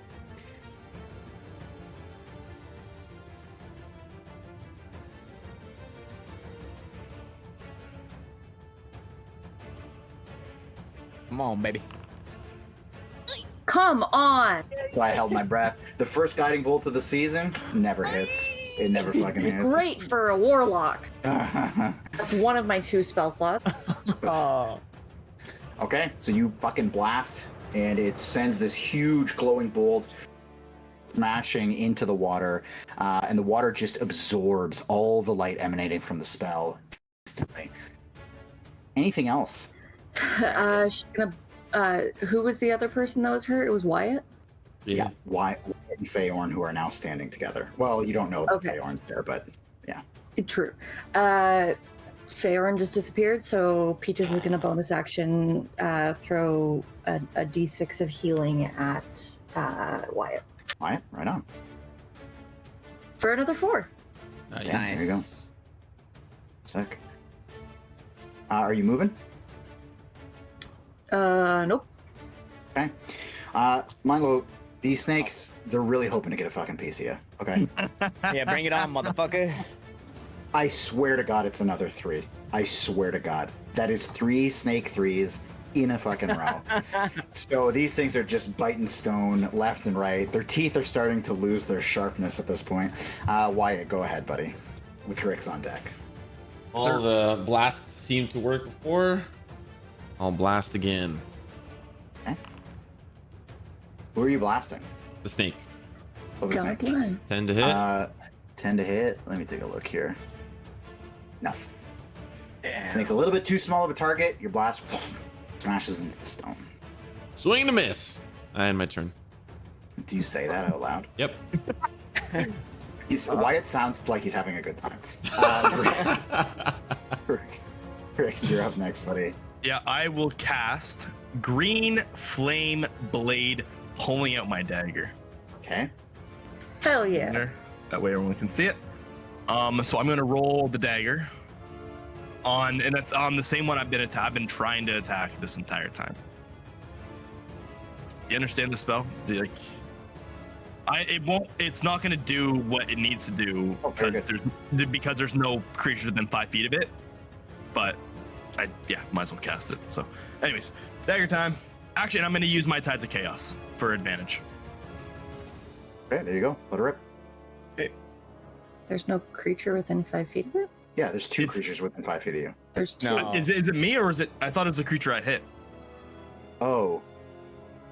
And the fire damage to the second creature. Yeah, if you hit the one above you, the snake will take. Oh, I can. Do I see it though? Because I mean, technically, I've been facing the one below me the entire time. Dude, you're in a fight. You're not gonna not take it. Okay. I'm just okay. Anyways, advantage time. Oh, does that hit? Does a 20 hit? You're hitting the one above you, right? The one below me. Below you. Okay. The one fair I've been enough, attacking this entire time. Yeah. Sure, that'll definitely hit. Oopsies. Dimaggio. 5 + 1. Okay. And then sorry. I'm gonna. Oh, what's that? No, go ahead. Okay, Go. and then I will transfer the fire. Has either of these creatures been hit? Both of them. I will put it on the other Murloc. Okay. So And- I heal. What was it again? 5 feet of me. Oh, I lost audio. Hold on. Takes damage equal to your spell casting modifier. Okay, so that would be 2. 2. All right. Very good. All right. So Yep, dancing and flame. I'm gonna use a bonus action as well. Okay. Nimble escape to disengage. Wait, you get that every time? Yeah, there's no cooldown on it. It's disengage or hide as a bonus action on each of your turns. Jesus. Okay. Damn. Very good. Well, I'm a nice. goblin. Wait, I'm a did you- fucking goblin. You have to That's understand. Don't forget about Fury of the Small. That is just a ability that I can use. Okay. So you're disengaging. Yes, I'm gonna run below Peaches. Okay. Right underneath the little window ledge there. Okay. Yes. Very cool. Next up is going to be our little creatures who they're going to have a bit of a field day, if you will. They gonna try. And they're going to go. Actually, sorry, that's not true. The one is actually pointing a spear, and he's going to launch that spear at our friend in the sky. Oh shit. Let's take a look. Well, friend on the roof. This one might hit 14. Oh, I believe so. 14 to the bird. Yes. The boy. Bird, Peaches, you are going to take 6 piercing damage. This thing flies through one of your wings. The meaty part of the wing, not the feathery part. Ugh. Okay. That's all that one's going to do. Oh, actually, that's not true. It's going to run up a bit. Then this one here on the ground is going to unleash its assault on the yet untouched Milo. Natural 2, and then he's going to try to claw this time for a 23 to hit. So these claws are hitting, but their weapons aren't. That hit. Ow. 23 hits. Okay, 23, and you are going to take 2 slashing damage. We take those. Okay, Milo, you're up, buddy. Okay. And at this, Eleander is now within 20 feet of Wyatt. Great. He's just up the street a little bit. Great. Glad he's finally able to help us here. Okay, so as I'm like fucking in the mix of it all, this thing comes up, claws at me, and I will just turn to the bottom one here, and like left to right, sideways swing my hammer at his face. All right. Rip it. And this is my Witcher dice, so Geralt of Rivia is with me for this one to roll. A 6 to hit. 6? Yeah, and you know what? That's Fuck The nice. Witcher. That's why I stopped watching that shit ass show, dude. So he, despite the frenzy, steps back, whiffs. Anything else from you? No.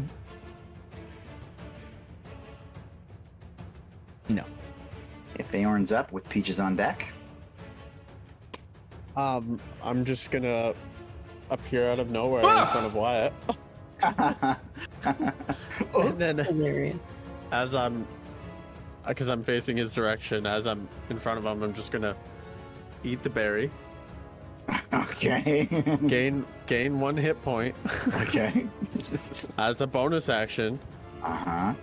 a whole bonus action, Uh-huh. and then I'm just going to put my hand on Wyatt's shoulder and be like, "You got this," and cast guidance and step to the side. Cool. Okay. Let me cast guidance. Roles have been reversed. Yep.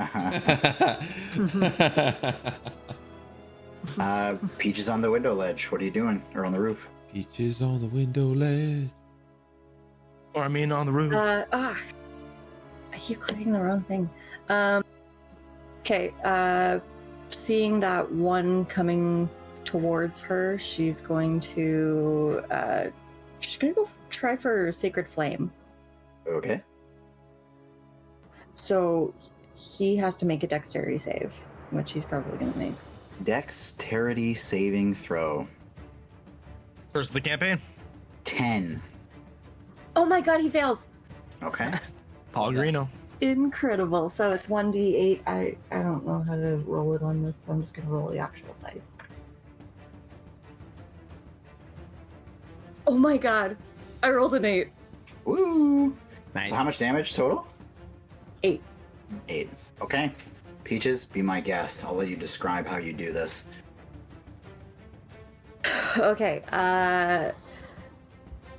getting a little annoyed that the first 2 either didn't hit or barely hit. She can go, you gave me these powers. You might as well let me use them. And she's gonna, again, you're gonna see that warm light kind of spark in her hand, and then it's gonna kind of come down over top of the almost called it the fish man. Mm-hmm. And just kind of engulf him, so that like all you see is like a silhouette of light, and then it's just like he's dead. Okay. It's kind of like burns him. As he kind of plops to the ground after being overtaken, his kind of mouth just hangs open, and this just like black water just flows out of him. And you see, even in the corpse, the eyes go from this like kind of enraged, oiled black to almost like a weirdly like softer black color, almost like a gray. And it lies on the ground dead. Anything else from you, Peaches? Yeah, she's gonna fly back down now that we have the upper hand, and she's gonna land in front of Wyatt and Feyorn. So I'll let you move that. Next up is gonna be our snake, and I swear to God, he's so mad that he just keeps biting stones on the ground. He's gonna get advantage. No, I'm just joking. He's Oh, he's come gonna on. try again. I shit you not.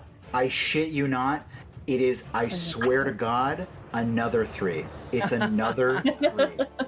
I'm not even kidding. That's snake eyes. That is insane. Does not hit. No. It starts looking at the water like, maybe I'm not made for this. Wyatt. Wyatt kind of obviously gets startled by Feyorn appearing, and then gets guidance casted on him. He kind of just looks down to the dock and he's like, maybe I can do this. And he decides to run up towards the snake. As he's running, 2 daggers unsheathed from his side, and he's just gonna go bang bang. Okay. So that's what, a D4 on top of the roll? For guidance, you get it once. Yeah. So I'm just gonna. Should I just roll both daggers now, or? We'll roll the first one, just because you're gonna do the guidance on top of it. Or I don't know when you really choose to do that, but okay. So yeah, that's definitely gonna hit. I'm just gonna. Yeah, I don't need the guidance. So. Okay. Guidance is technically concentration, so it could last up to a minute, so you don't technically have to use it on this roll. All right, Okay. give him a little 7 damage total, and you could see like as the daggers come out, there's this like little frost that edges up until the point, and this like you hear these like really crisp sounds like ice from a Hell freezer. yeah. Oh. Really? Okay, I have a weird question for you though. The modifier on I'm sorry. the modifier on your damage, just for your normal dagger attack, is that just a 0? Yeah. Okay, very good. Okay, well then, let's see the damage. So total is 7 damage. Yeah. Okay, mister, go ahead and describe how you chop this thing up. I'll just kind of. Sushi rolls. Yeah. Just, I was gonna say sushi rolls.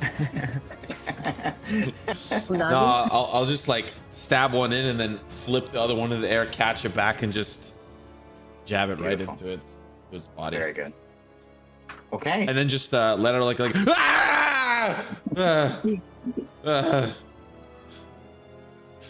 Okay. All right. So that's everything out of you. I assume. Yeah. I'll see if you got movement. Grix, the battlefield has shrunk significantly as you have made your way under here. There's only 1 target left. I'm going to run up to it with my dagger, and I'm going to attempt to stab this thing. You died, I actually. still can't figure out what class you are. The Murloc's dead. Yeah. Can you kill No, the snake? you died. Can you kill the snake, by the way? Oh yes. Which one's dead then? There's only one left.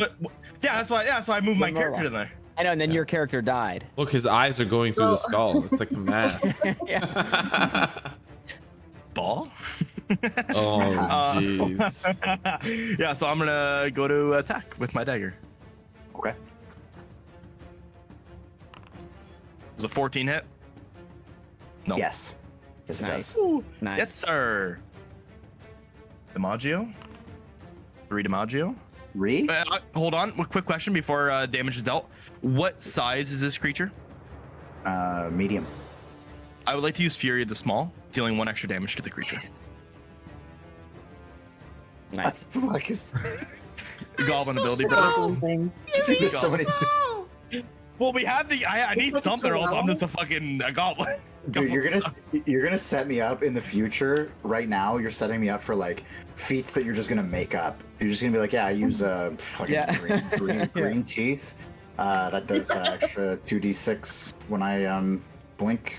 Fine. You know what? Here, I can link it. I have. No, I things. believe you. I believe So you. you know how chihuahuas are like super small and they're super angry? It's basically the same thing. Yeah. Okay. All right. Okay, so you see Grix run up, stab this thing super deep, and it starts pouring out this like black liquid out of its I'll say its stomach as it takes the stab there, and it looks pretty fucking beat up. Next up, we I have a have bonus action. okay, a bonus action out of Grix. Yeah, nimble escape and disengaging. Okay, he runs back under Peaches, kind of. Next up, Eleander actually is going to join up, though he doesn't get very far in. He gets to about there, and he kind of like just surveys the scene, and you see him, he looks around with like practiced eyes, like taking in everything, but he looks very calm as he enters this battlefield. Next is Milo. The creature would attack, correct? It looks like it wants to, yeah. Well, no, I mean, like, it's turned past, but because the other one died, Fuck me. It needs to Yeah. attack, sorry. Yeah. Sorry, I marked it dead. God, Yeah. that's twice now. You guys have reminded me. Yes. it will do that. Inspiration. Let's go. I'm just enjoying watching us fuck it What up. the fuck is wrong with you? I swear to God, it's a 3. I swear to God, it's a 3. Are you rolling physically or on the computer? Physically, Start rolling on the computer. I hope I'm you roll on the changing that. computer and it's a 3, dude. That'd be okay. hilarious. So now for the claw. So that was the bite. Yep. Bites over your shoulder, winks at you as it does. Okay, maybe this hits. Next is going to be a probably not a 12 to hit. That does not hit. It does not hit. Okay, Milo is just like grooving, like dodging everything here, and just unable to get hit here. It seems.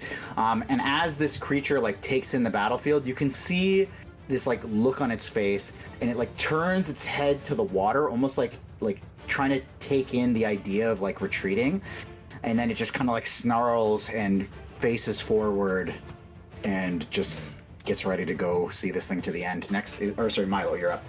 Cool. I'm gonna. Now, can you mark it as dead? No, it's not dead yet. The other one. Oh yeah, sorry. Isn't there one dead? Yeah, he's Yeah, doing I it. just He's doing it. I'm using a different system. Okay. It's a 7 to hit. A 7 hit does not hit. That's unfortunate. These two are just dancing. Yeah, we're just going back and forth. We're choreographing a fight scene that is going to take place in a movie that we're writing later. It's a Scooby-Doo movie. There is a swamp monster. So I'll just swing at this thing, and I mean, fuck. There's not much I can do now. I'm like just like here tussling in combat with it, and we're just going back and forth. And I'll just finish there. Okay. Again, you particularly, Milo, you see. I rolled a 3, by the way. Oh, good. We're exchanging glances. Yeah.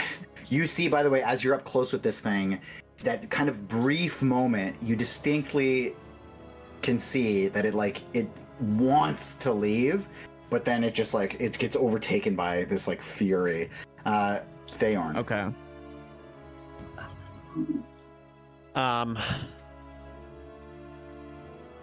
I am going to. Eldritch Blast. I don't have Eldritch Blast. Druid Blast. I'm gonna lean up against this house and slowly sit down and be like, guys, I need a minute. And I'm gonna cast Goodberry again. Wait, didn't you create multiple with the first one? I only Yeah. created. Wait, it said 1. Oh, it only creates one. It says You up can to create 10, up to 10. but it only created 1. Oh, you rolled. Well, I don't know exactly. I thought that's how it worked. Here, let me. Does it say roll a I think they just d10? create. I don't think so. No, it doesn't. No. Okay, then Yeah. you created however many you wanted. Yeah. Oh, Ten's a okay, pretty well good then- number in this scenario. Well, then I'm gonna sit and I'm gonna eat the berries. Then I'll let you eat 2 if you want. only 2. Oh, fuck. I mean, I think eating 1 is like an action or a bonus action. What if he has How- a how many handful of can I them and he eat? just, like popcorn? Yeah. How many can I eat? Like. I'm just gonna pop look. them all I'm in gonna my look mouth? into it. Okay, I'm just relating it to potions, so I'm gonna look into it. I'll It just. does just heals heal 1 hit more. point. Well, it heals more if you take it as a suppository, Mm. and you are invisible, so nobody's But that gonna takes see. No, that takes I'm not action, invisible. bonus action, and all your movements. So So only He's not 2. invisible anymore. Only 2. I'll let you eat the handful, dude. I'll let you. No, I was wondering what you. I think I'm gonna look into it. I've never seen Goodberry used, to be honest. Yeah, I So I'll look into it. But for Oh, now, wait, I think no. You reasonably. can create up to 10, but you only create 2 at a time, Oh, okay. if I remember correctly. We're gonna master this spell by the fucking next session. I'm gonna say you eat 4. Okay, we're gonna meet in the Okay. middle. You eat 4. All right. 4. Yep. Okay. Very good. That's my turn. Very Okay. good. Very good. Wow. Peaches. Okay. Who looks the worst? Or Let's do a roll damage? call. Look at that. I'm all right. I'm good. I'm big chilling. All right, everybody. Everyone's fine? Apparently. Well, I'm okay. I look great. Good. I just got a little dust on me. A little bit, maybe a little bit of water splash. That's it. Okay. Then,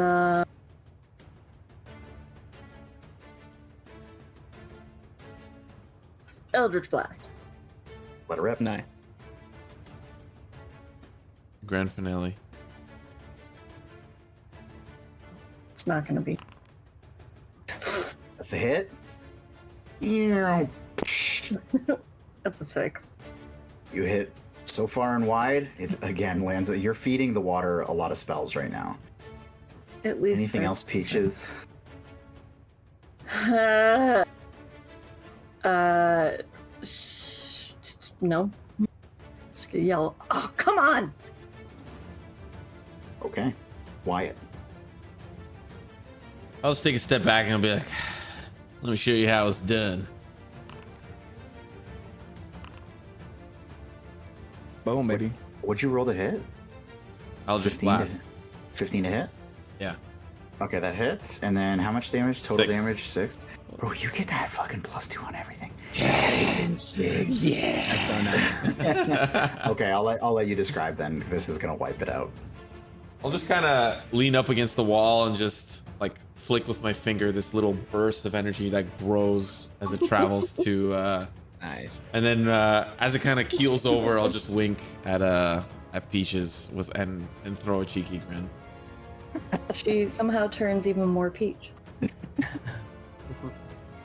Okay, so this thing gets blasted, falls back, the head turns over, and from the hole in its stomach and from its mouth, just this black water just pours out from it, and you see it like eerily like follows the cracks of the stone and just falls back into the water. And at this, the black water that was underneath the dock retreats back out into the open water. Well, I'm sorry I came as quickly as I could. I didn't suspect that this was going to be taking place here. But it seems like you've all handled yourselves pretty well. Did you suspect it was going to be taking place, just not here?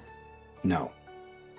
I figured you'd be safe on one of the safest docks in the entire city. It doesn't seem to be so safe now, does it? No, it appears not. What happened? With details. Milo will look to Wyatt, but not say anything.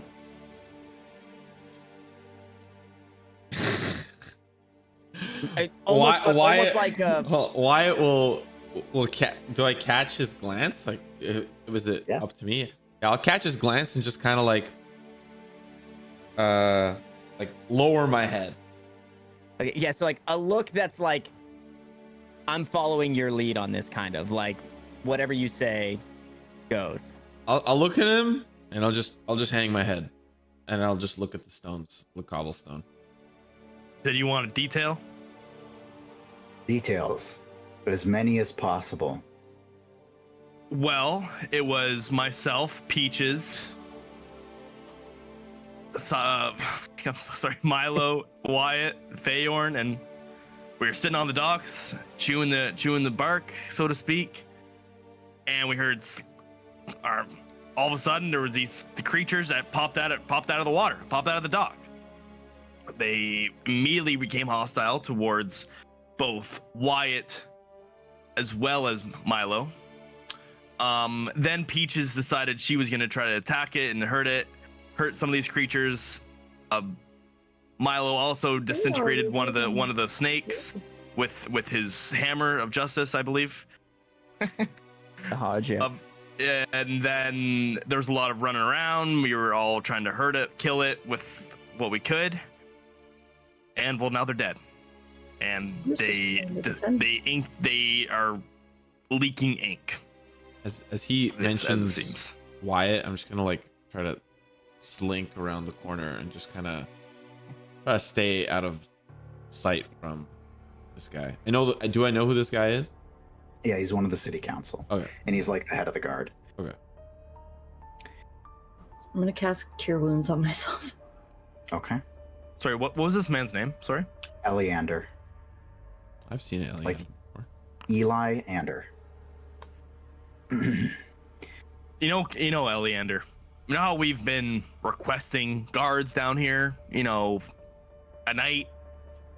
Remember how we, myself and Galen have always been, coming to you guys, asking for guards, going to the guard post, asking for some sort of watch or maybe, rotation or something. This is what happens when you don't listen. We put in these requests and look what's happened. We've had to fend for ourselves. Luckily here, we're all able-bodied, people, and we were able to take care of it. No thanks to your guards.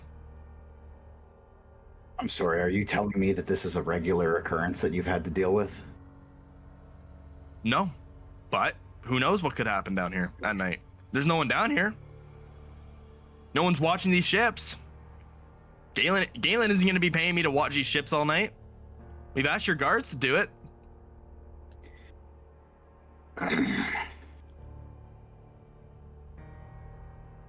Okay.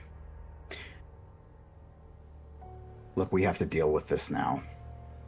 We're going to talk about this in the chambers. I need all of you to saddle up, grab what you can. These creatures cannot stay here. Bring them with you. We're going to bring them to the chambers, and we're going to deal with this. Everybody. And he looks over at Wyatt, kind of tucked away, looks at Feyorn eating his berries. Is Feyorn not invisible anymore?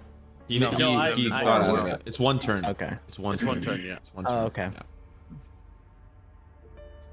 Does anybody take issue with this? What's the point of bringing all the bodies up there? Why don't we just bring one? This is obviously an anomaly. They need to be looked at thoroughly.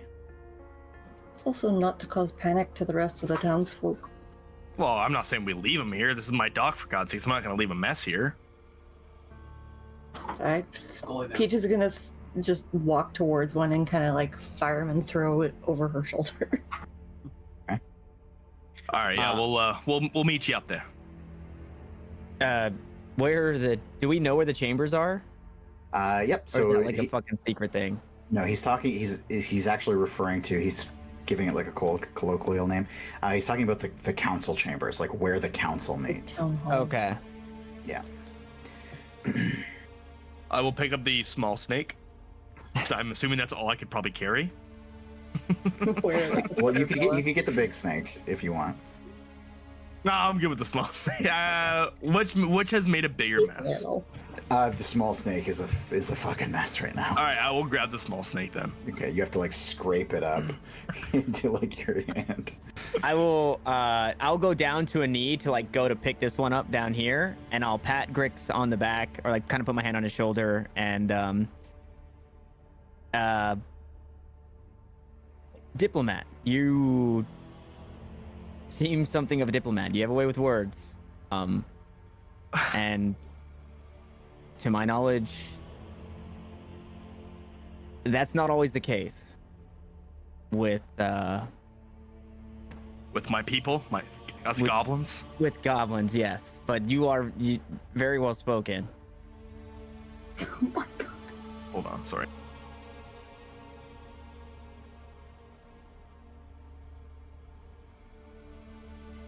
I'm playing D&D, Mom. Does Put anybody the have pizza the rolls in the observant oven. feat? Huh? Yeah, the observer reading the lips. Sorry. It's okay. Family aggro. Well, I have Galen to thank for that. He took me under his wing, so to speak, and he's brought me up, well, differently than I would have been brought up normally as a goblin in my tribe. But I assure you, I'm no diplomat. I just know how the council works. As well, I've been around here long enough to see how they operate. So it's easier just to tell them what it is. Get right to the point. I appreciate that. I think everybody needs that. And then I will grab the green guy. Yeah, I'm gonna just mumble. Well, we need something. And He's already carrying a snake. You don't have to grab him. and I'm literally I'm just gonna hold this snake in both my hands and start walking towards Elander. Thank you. Okay. Is anybody else taking a corpse here? There's only 2 left, Big Snake and Fishman.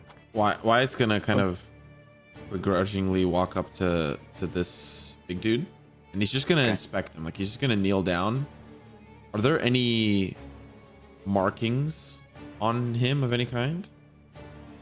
Give me an investigation check. Ooh. I'm gonna send you a message too. Sure. Can I also check mine for markings based off of what I've seen from the boulders earlier? 7. And if You want it? Matt? I didn't get 7? much. 7. Okay, yeah, go ahead. Go ahead, take a look. Ooh, natural 20 for investigation. Yes. A 22. Okay.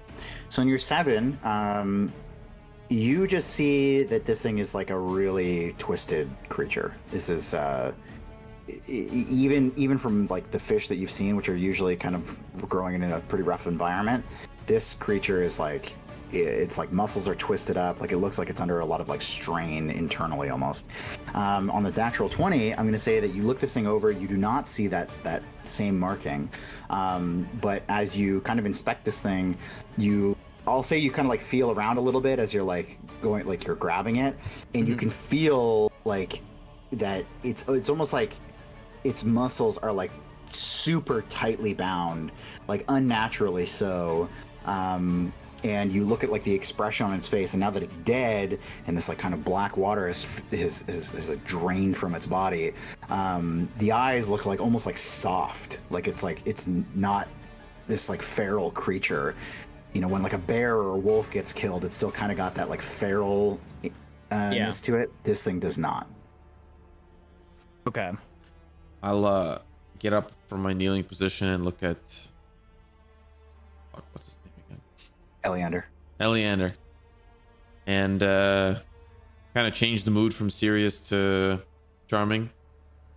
With all due respect, sir, I'm not picking that up. Fine, but you are coming with me. And he walks over and hauls this thing over its shoulder. Okay, move. And he walks you through the city, diligently, keeping to one side of the street. And he leads you to the council chamber. It's one of the more well-kept buildings, and certainly the most well-adorned internally. And he leads you into a part of the city hall that you have never been to before, as it is typically reserved for certain tribunals and certain, council members are really the only ones that are allowed to go there. So I'm just going to move some things around here. Okay.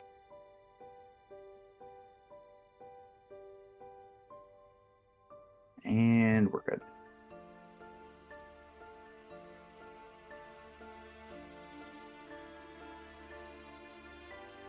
So, he leads you into this chamber where already seated are some of the council members that you already know who they are. They'd be pretty well known as they're voted in for the most part. You see, of course, Eleander brings the corpses in with you guys. Manistrad Copperlocks sits to the kind of top side of the room. At the back, you can see like a bit of a differently adorned chair, and it's a little bit more kind of regal looking seat. There is Ida Owland, a older looking woman with a pretty simple green tunic on. Manistrad still kind of kitted up as she's pretty well always ready to be mining, this kind of red, dusty and scruffled hair. And then there's Anders, a much younger council member, the youngest, and you would all know him as he was voted in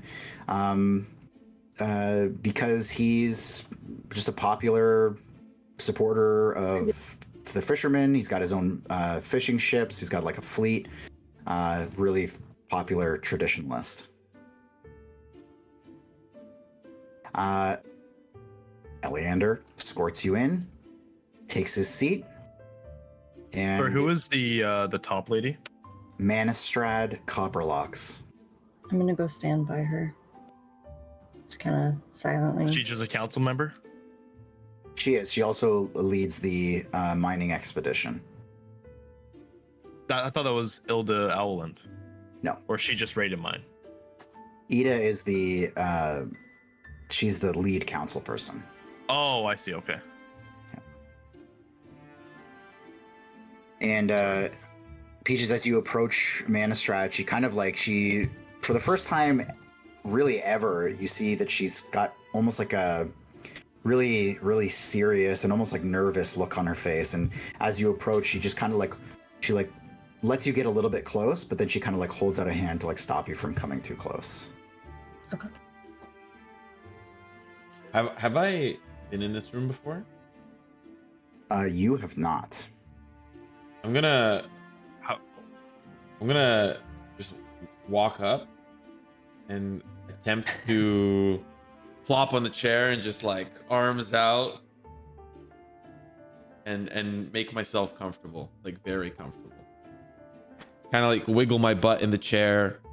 Just feel good. So Would I know which one is Galen's chair? It would likely be the one that's empty on their side of the room. Their sides? Well, it's like their half, like they sit at the back half. That would be your estimate. Over here. Okay, so I've never been in this room then with him. No. Gotcha. Just the way they're seated on that side of the table seems like it'd be probably a reasonable assumption. Do they like react to my Yeah, so Anders kind of like sees you do that and he like kind of gives you a questioning look, and then as you like, you know, you clearly like get your boisterous movements in, he just kind of like smiles at you. And it's just this like, you just can't help but smile back, you know? He's just got that look I to was him. smiling when I sat down. Yeah. And he just kind of like looks over at you and he just goes, pretty relaxed for such a interesting moment in our history. Yeah, well, I don't know much about the Saltmarsh history, but busy day as any. I'm just gonna put my hand in my face and just slowly shake my head.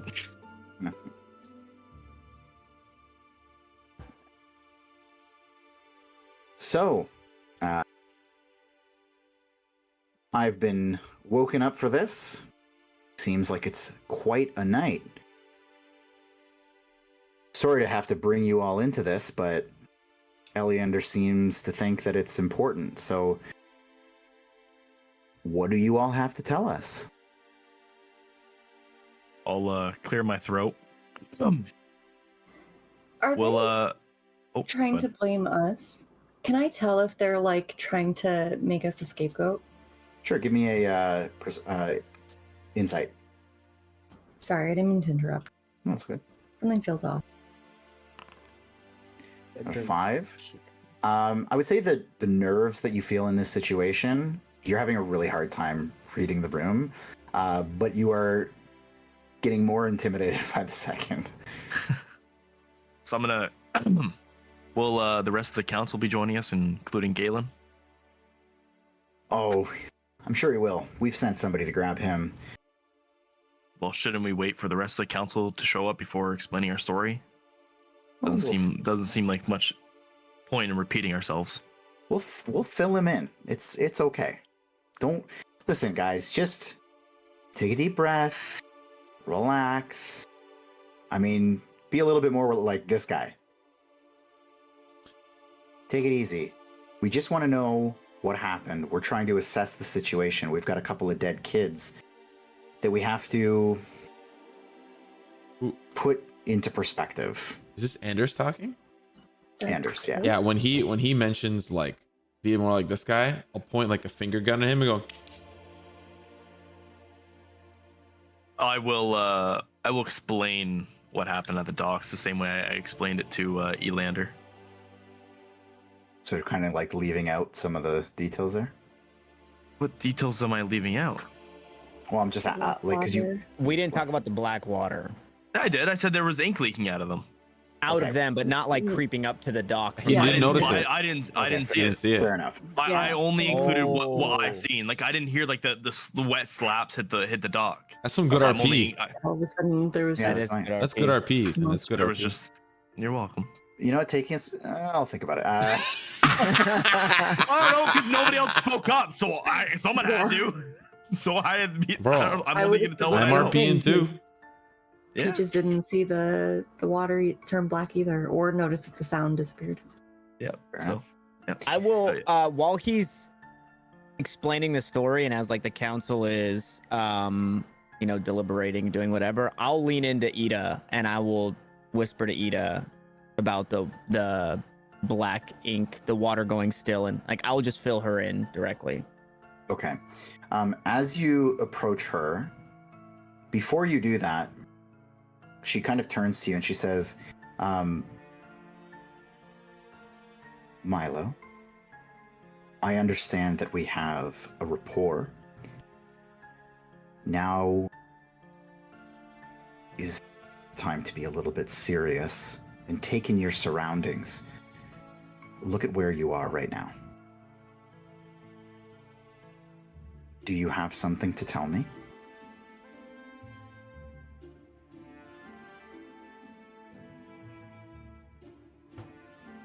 About the docks, yeah. Okay. We're with the council, in the council chambers. If you say it to me, while I appreciate that you trust me, I assure you, you can trust everybody here. Sure. Sure.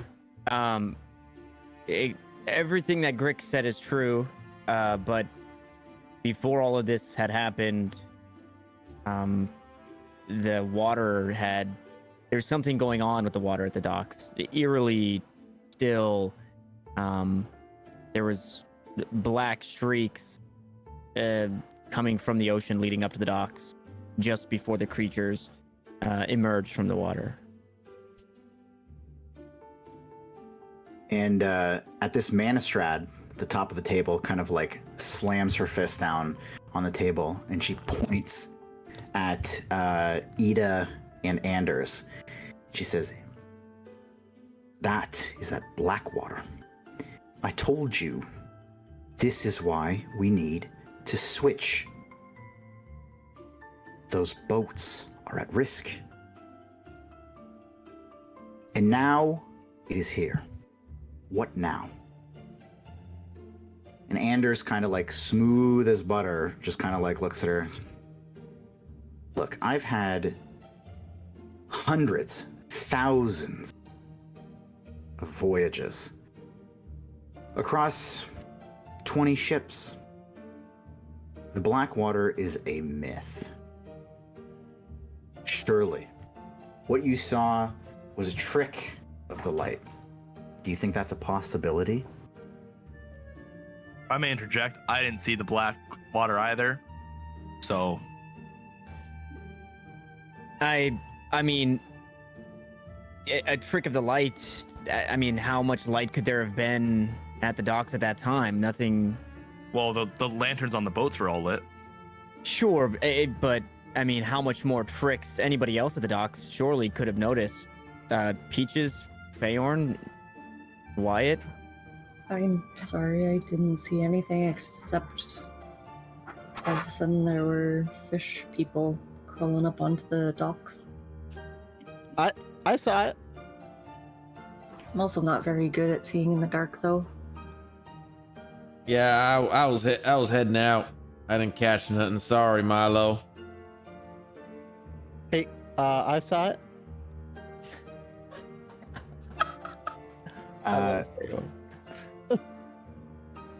No offense, Feyorn, but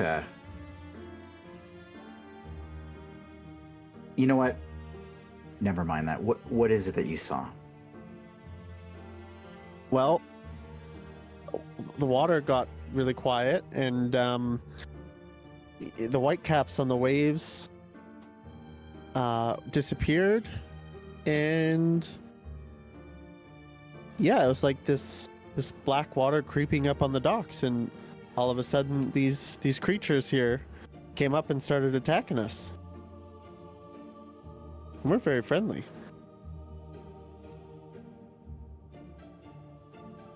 And you see Manistrad kind of like kicking back, like smiling at this point. Okay. Well, if that's what you saw, we have two people who saw some shadows, rolling around in the water. I mean, it's nighttime. How would you see a shadow?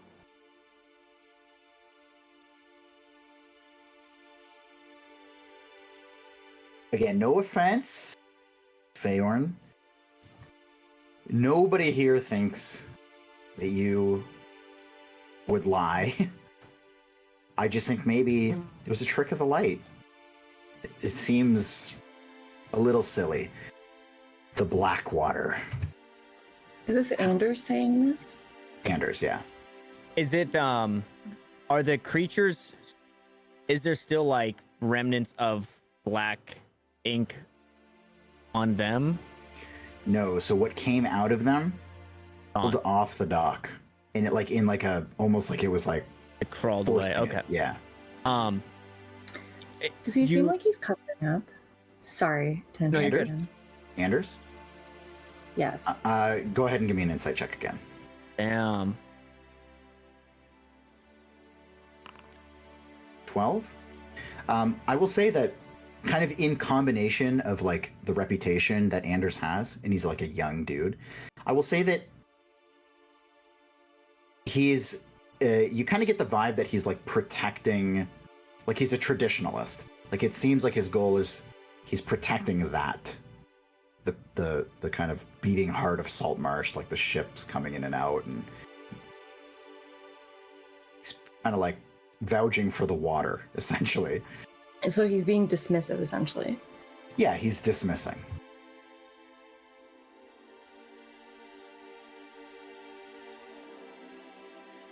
I mean, Anders,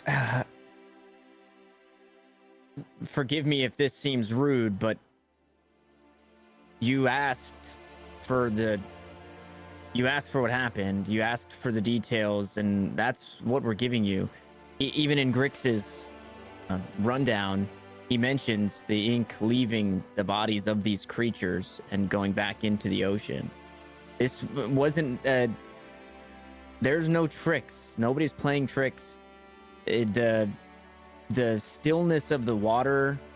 Was there something that went into the water? A spell went into the water and it just was like absorbed by the water, you said? Yeah, like the guiding bolt, the light, Yeah. as soon as it hit the water, just... Okay. Yeah. Generally, if I were to cast a guiding bolt, it would be seen until it disappears, which is about over 100 feet. And this disappeared as soon as it hit or touched the water, as if it absorbed it. That's not natural.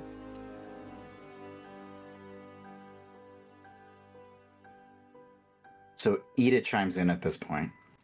She says, okay. Everybody, just think for a second here.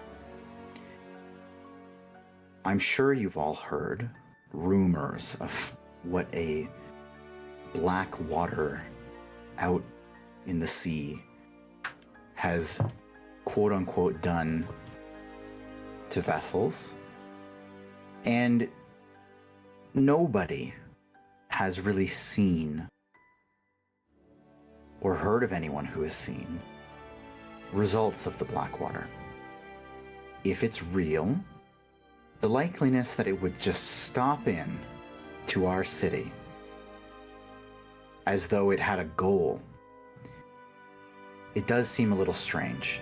I'm not discounting what you're saying, but it does seem a little bit odd, don't you think? Would we have heard of the Blackwater? Yeah, you would hear like the rumors basically.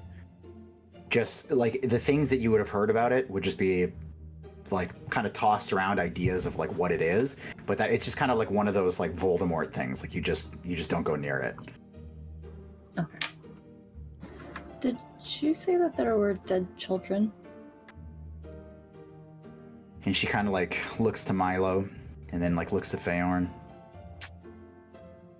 Yes, and they've been identified. We spoke to their mother. And we did learn a little bit about where they were just a few days ago. They went to the mansion just out of town. And they hadn't been seen for a few days. Their mother just assumed that they were out on some trip. But that's where they said they were going.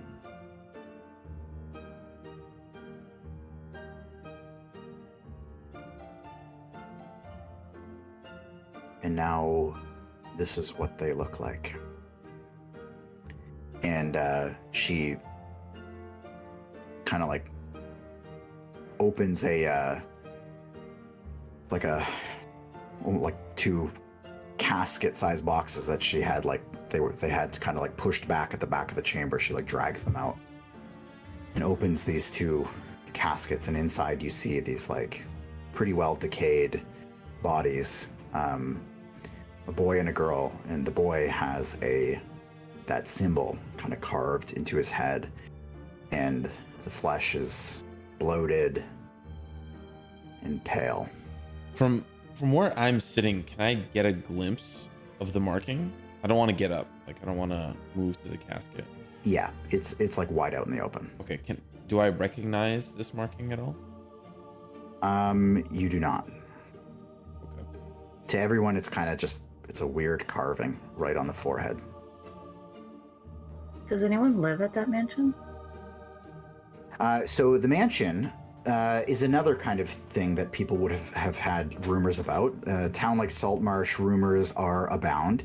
And the most prevailing rumor is, there's a couple of them. One of them is that there was like some weird alchemist that lived up there that was trying to be able to turn things into gold. But for the most part, the biggest one that goes around is that the mansion is haunted and it's abandoned and kind of broken down. Most people try to avoid it when they make their way out of the city, out of the town. Okay. So, and she kind of closes the caskets up. It may be unfortunate circumstance. Eleander seems to think it a little bit fortunate that you've all been kind of dragged in tonight. However, we need to look into this quietly. We'll be taking care of the mother, keeping her safe and fed, but also out of earshot of any of the townsfolk. We are going to need you all to do the same. And given that you're already in on this, we have, I suppose, decided, without Gellen's input, that you'll have to perform a little task for us. Shouldn't the whole council be here if you're going to vote on something? And he should be. But given that he's not, a vote has already been taken. So you're expecting us to go tonight? You want us to go like right now? No. You'll go tomorrow. Okay, so if we can go tomorrow, then why can't you wait till tomorrow to make the vote? Wait for everybody else to get here. Well, it's 3-1 anyways. Who said no? And Manistrad kind of like looks over at Peaches and just says, I tried. I know.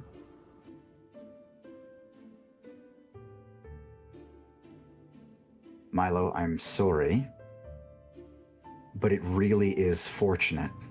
The timing. You've been talking about wanting to do something like this, and the circumstances couldn't be better.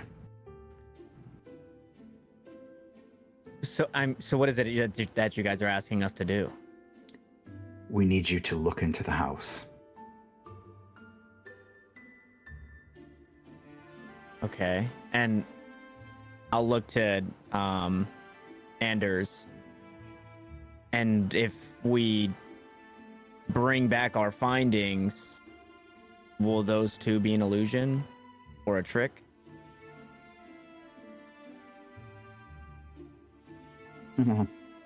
Oh, I see what you're doing. Listen, I am on your side. I didn't mean any offense with what I was saying. You have to admit, if somebody told you that the Blackwater came right up into a dock and targeted people standing on the dock in the middle of the night, you have to admit that would be really weird, right?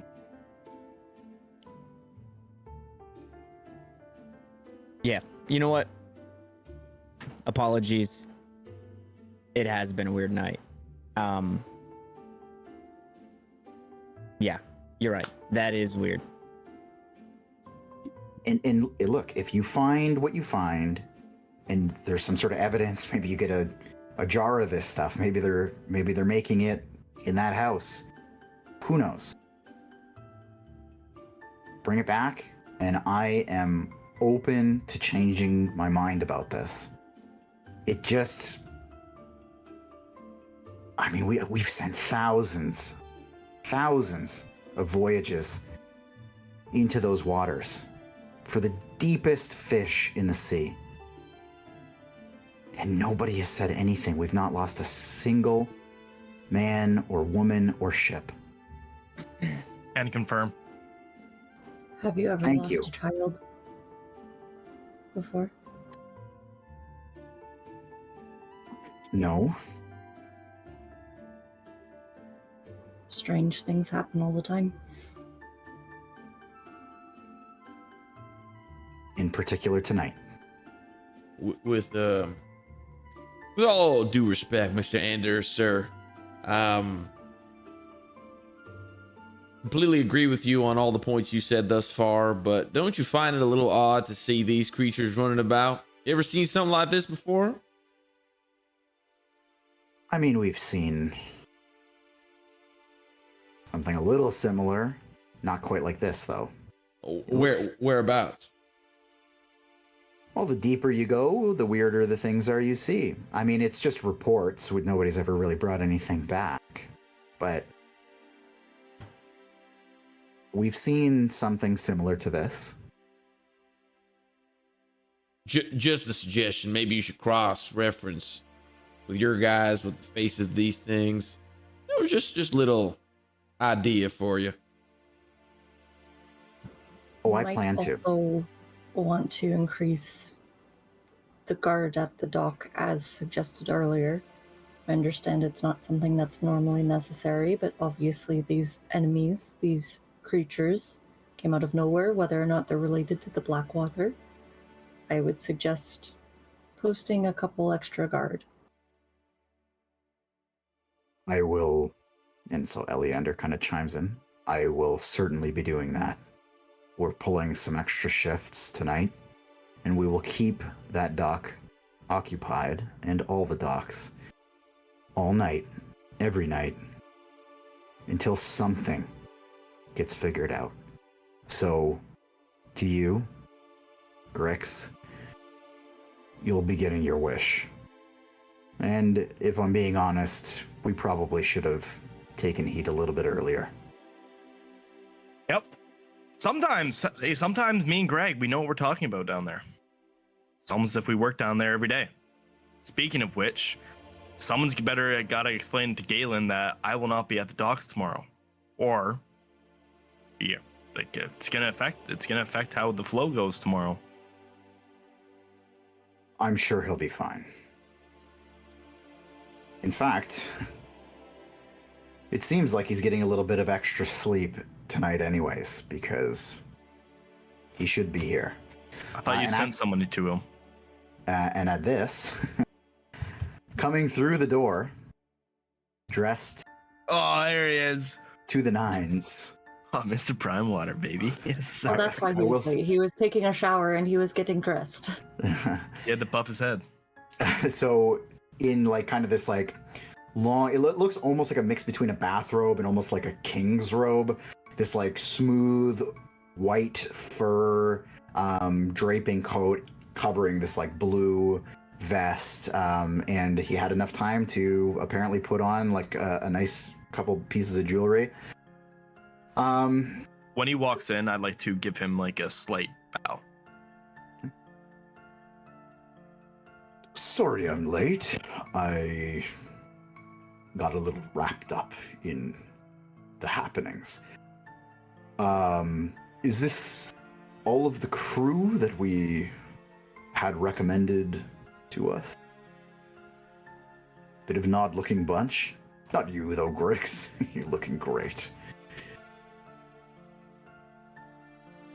I've seen this guy before. Yes.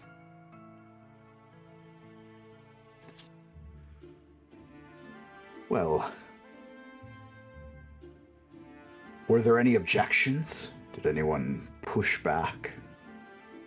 Well, are you okay with me taking the day off tomorrow to go deal with going to this mansion that the rest of these guys want me to go to with us or with my companions here?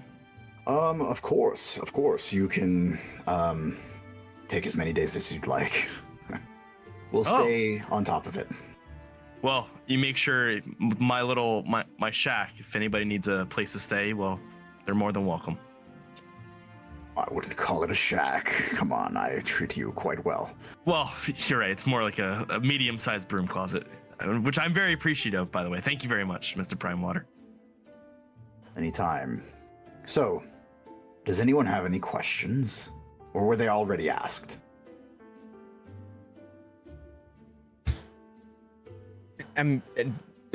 We're just expected to go investigate. Should we be expecting anything? Oh. It seems as though it's a mystery. So, expect the unexpected, boy. Okay.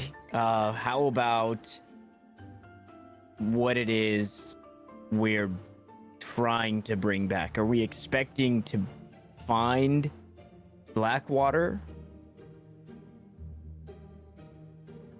Anders kind of chimes in. He goes, probably not, but just information. Sorry, go ahead, Yeah, Peaches. we're just going to go take a look. I think we're trying to find out what happened to the children. Maybe. Obviously, there's some sense of danger to this. Is there anything that you can offer us to guide us or assist us on our way? Right. Provisions. Of course, we wouldn't send you empty-handed. Also, upon your safe return, so Ida kind of chiming in here, upon your safe return, with anything, any information, even if you tell us that the house is empty, and you can prove it, you will be paid handsomely. Can we get that in writing? Unfortunately, we need to keep this off the record books for now. I'm holding you to it. However, you will have access to whatever provisions we can supply you with. We don't have much that we wouldn't have to conscript from a shop. And keep in mind, we can't be doing that because that needs to go on the books. So, I'm sure Manistrad can come up with rope, crowbars, a pickaxe or two. We can provide you rations. How long do you expect us to be gone for? Maybe a day.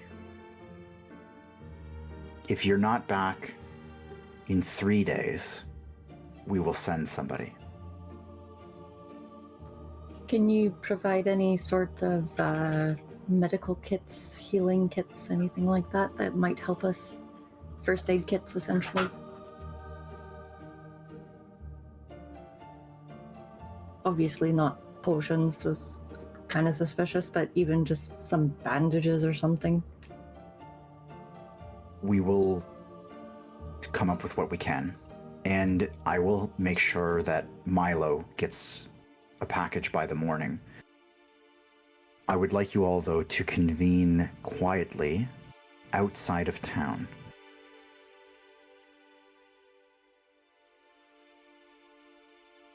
Milo will meet you with your provisions. Okay. All right. Well, I guess it's time for us to get some shut-eye then, eh? About damn time. Yes, and I must reiterate, do not tell anyone what you're doing. If word gets out, we will figure out who leaked the information.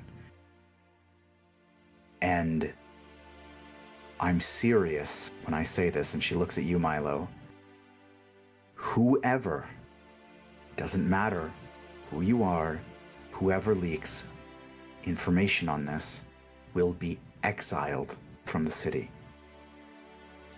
I'll zip my mouth and pretend to throw Anders the key. And he kind of instinctually just like grabs it and like looks in his hand. Because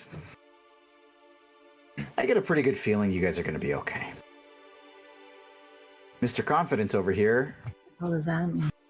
Hopefully, carry that forward.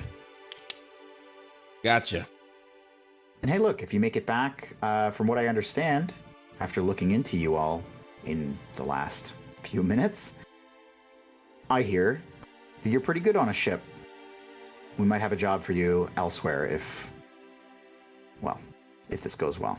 I like how that sounds. I could use a little bit of elsewhere, if you know what I mean.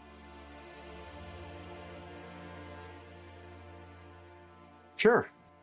I like your style.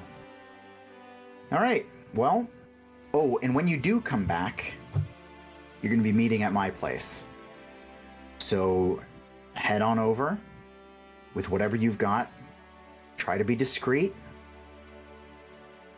and meet me at my home. I'll make sure to be there. Why are we meeting at your home? Why wouldn't we meet back here? Because meet with the rest of the council while everyone's here present.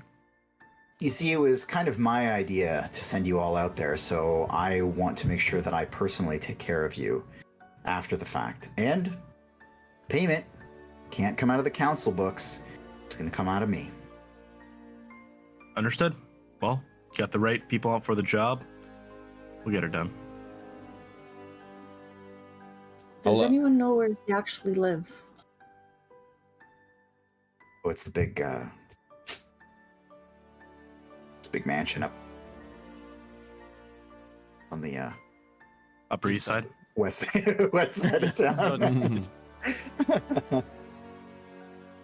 You can't miss it. I'm sure, I'm sure you'll figure it out. I'll get up off my comfy chair. Well, thank you so much for your hospitality. We'll make sure to get it all done. I'm sure we won't be back for not even a day. I'll hold you to it. We'll see you in about, 36 hours or so.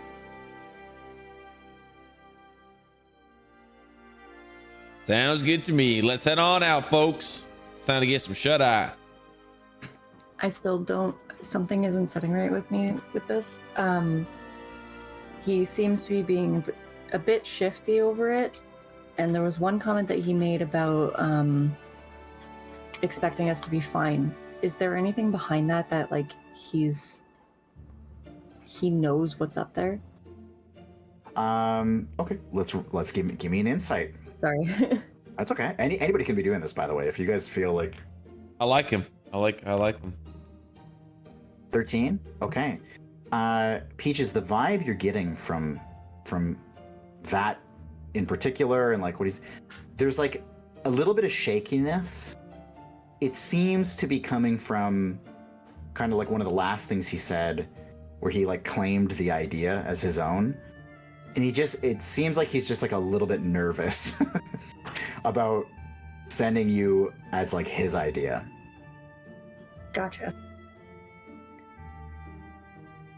So as maybe whoever is like heading towards the door or whatever you're doing, Ida stands up and she just kind of like hastily, like just kind of Milo like pushes you back a little bit, just like kind of holds you back. Mm-hmm. And she like stares at you in the face and just says,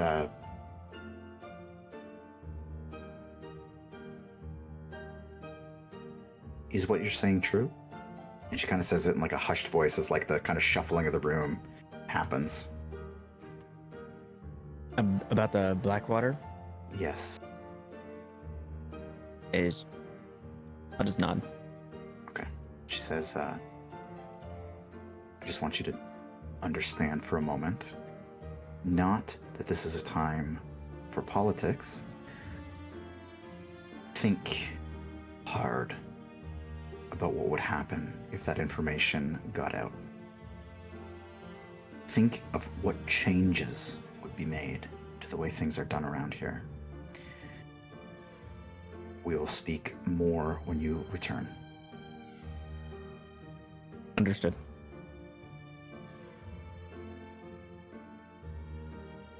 Good luck. Is Mr. Brightwater guarding the door? Prime water. Prime water? Sorry. No. Dude, he's fucking prime. He drinks prime. Yeah, isn't that what he's being investigated by the FDA? Yeah. I'll just kind of like do a little bow to Mr. Primewater. Okay. He, you know what? Give me a perception check there, Wyatt.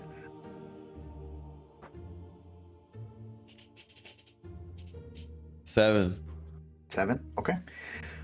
He just kind of like chuckles and just kind of like nods to you and like looks around the room. He says, "Well, good luck, everyone. I'm sure this will go swell. You have Grix to lead you." I'll be the first to open the door and just Head out. Yep. Okay. Thank you, Mr. Primewater, and then I'll follow Wyatt out. Okay. Where did Peaches go? Are you under a corpse here? Yeah, there you are. Okay. Peaches, Manistrad kind of like stands up, and she like, again, within like the shuffling of the room, everybody moving around, she kind of stands up and like comes up to you and just kind of like nods at you and comes in and like gives you a hug, and you feel her. Do you have like a backpack on or like a satchel or anything like that? Yeah. She has a couple pouches on the side of her belt for like components and stuff. Okay. You feel her like kind of blatantly, and like she's not very slick, so her big kind of clumsy hands. You feel her like kind of like grab you in a hug, and then her hand reaches down to one of those pouches, and you feel her like open it and then just like rustle around and like close it. And then she, first time ever you've seen her just kind of like look at you a little bit sad, and then the water starts coming into her eyes and she like blinks off and she goes, you'll be okay. It's not quite the adventure I expected, but you raised me right. I assume I'll do you proud. Just don't end up like those kids, okay? I'll make sure of it. I'll keep these boys safe. Good. Okay. Feyorn, Milo, what are you guys doing? You heading out? before I go, I'm going to pull out what looks like green stems, and I'm gonna hold them in my hand, and almost instantaneously they're gonna turn into roses Okay. after I cast a spell. Okay. And no, it's not a spell, but it's a more of a feature. Okay. Druidic. Wait, that's the wrong one. Okay. That's Druid Craft. Okay, gotcha. Sorry, I pressed the wrong button. Anyways, and I'm gonna turn them into roses, and I'm gonna place one in each casket. Okay. Okay. Now Yeah. Peaches has water coming to her eyes. Okay, I'm handing out a little bit of inspiration. Wait, why is that inspiration? That shouldn't be inspiration. No, I'm there's a couple spots it's gonna go by the end of the session. All right, that's a nice one. Okay, okay. So if you guys are all heading out, I will say that they close the door behind you, and you hear kind of like just voices, you know, kind of erupting. The first voice you hear is actually Manistrad. As the door is closing, she just goes, "And where the fuck were you?" And then the door closes, and you guys find yourselves out in the main hallway. Now, this is kind of going to be the last moment that you have where you're kind of together, about to head off to your own homes. So if there's any conversations that you want to have, now is the time before the end of the session. Well, guys, make sure we all get some good sleep. We are get some good rest in. Be prepared for, I guess, just about anything, because it doesn't seem like they know what's going on over there. We have no idea what we're walking into, so let's just give it our best shot, I guess. Milo, was it, right? Milo? Yeah. Where'd you say we were meeting tomorrow morning? I don't know. They asked us to stay outside of town. I'm holed up by the Mariners Guild, and I believe that's where Ida will give me the care package to bring to you guys. I'm assuming. So we can meet outside the city gates in the morning. I'll put my hand on Milo's shoulder. Come on. Gotta be a little bit more discreet than that. I mean, yeah. Where is the mansion that we're supposed to be investigating? So I'll tell you that you guys all know the answer to this question. It's like this rumored, like, it's kind of like you would hear it even when you were kids almost. So it is way up towards the east. Way up towards the east. It's about a mile, like between a mile to 2 miles out of town. Oh, so it's not numbered on the map.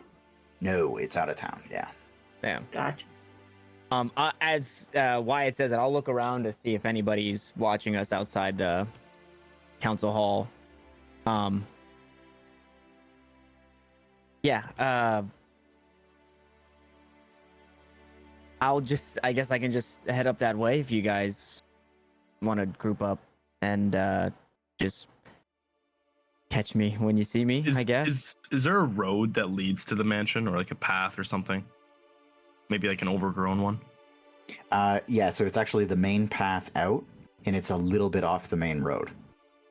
Oh, so there's a fork on it, basically? Yeah. Okay. Oh yeah, so why don't we can just meet at that fork? Yeah, we can just meet at the fork. We're it's a little outside of town. We shouldn't be running into anybody. Shouldn't have any more issues. So I think that might be the best spot. What don't you think, Milo? Yeah, Wyatt, are you okay with this? With what? Sorry. Coming as part of the group to the mansion. You seem pretty quick to kind of scram away from the docks earlier. I just want to make sure you comfortable with? Yeah. I could use a day off. To be quite honest, a day away from the Have you sea ever is a good seen day as any. Have Okay. you ever seen anything like the Black Water while you were out on your ships? Oh, never. That's. I think I'm gonna have to agree with Wyatt. That's just a silly little rumor.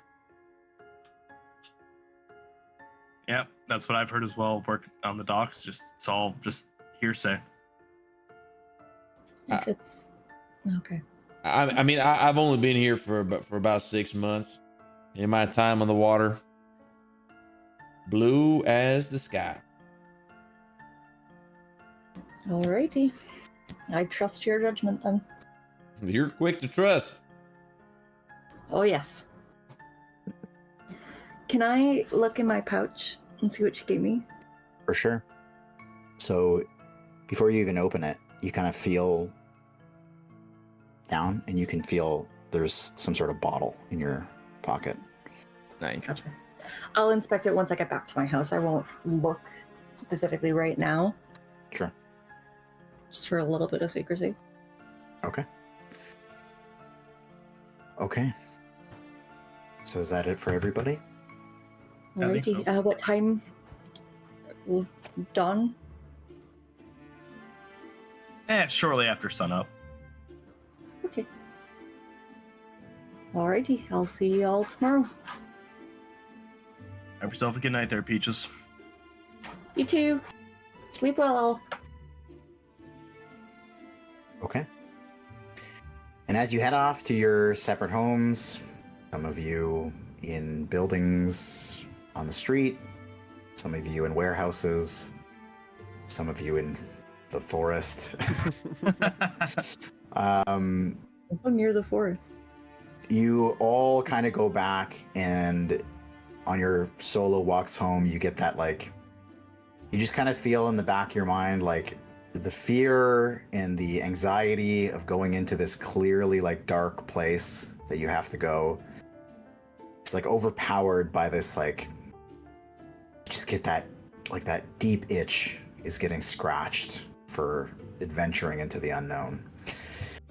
And, you all go to bed with excited anticipation and a little bit of fear. And when we come back, so if you want, so we're going to end the session there. And if you guys want, if you wanted to do something like before you go to sleep, you guys can just text me anytime throughout the week and tell me like things you wanted to do, or we could do it at the beginning of next session too. So take a think on that, and we'll come back next week.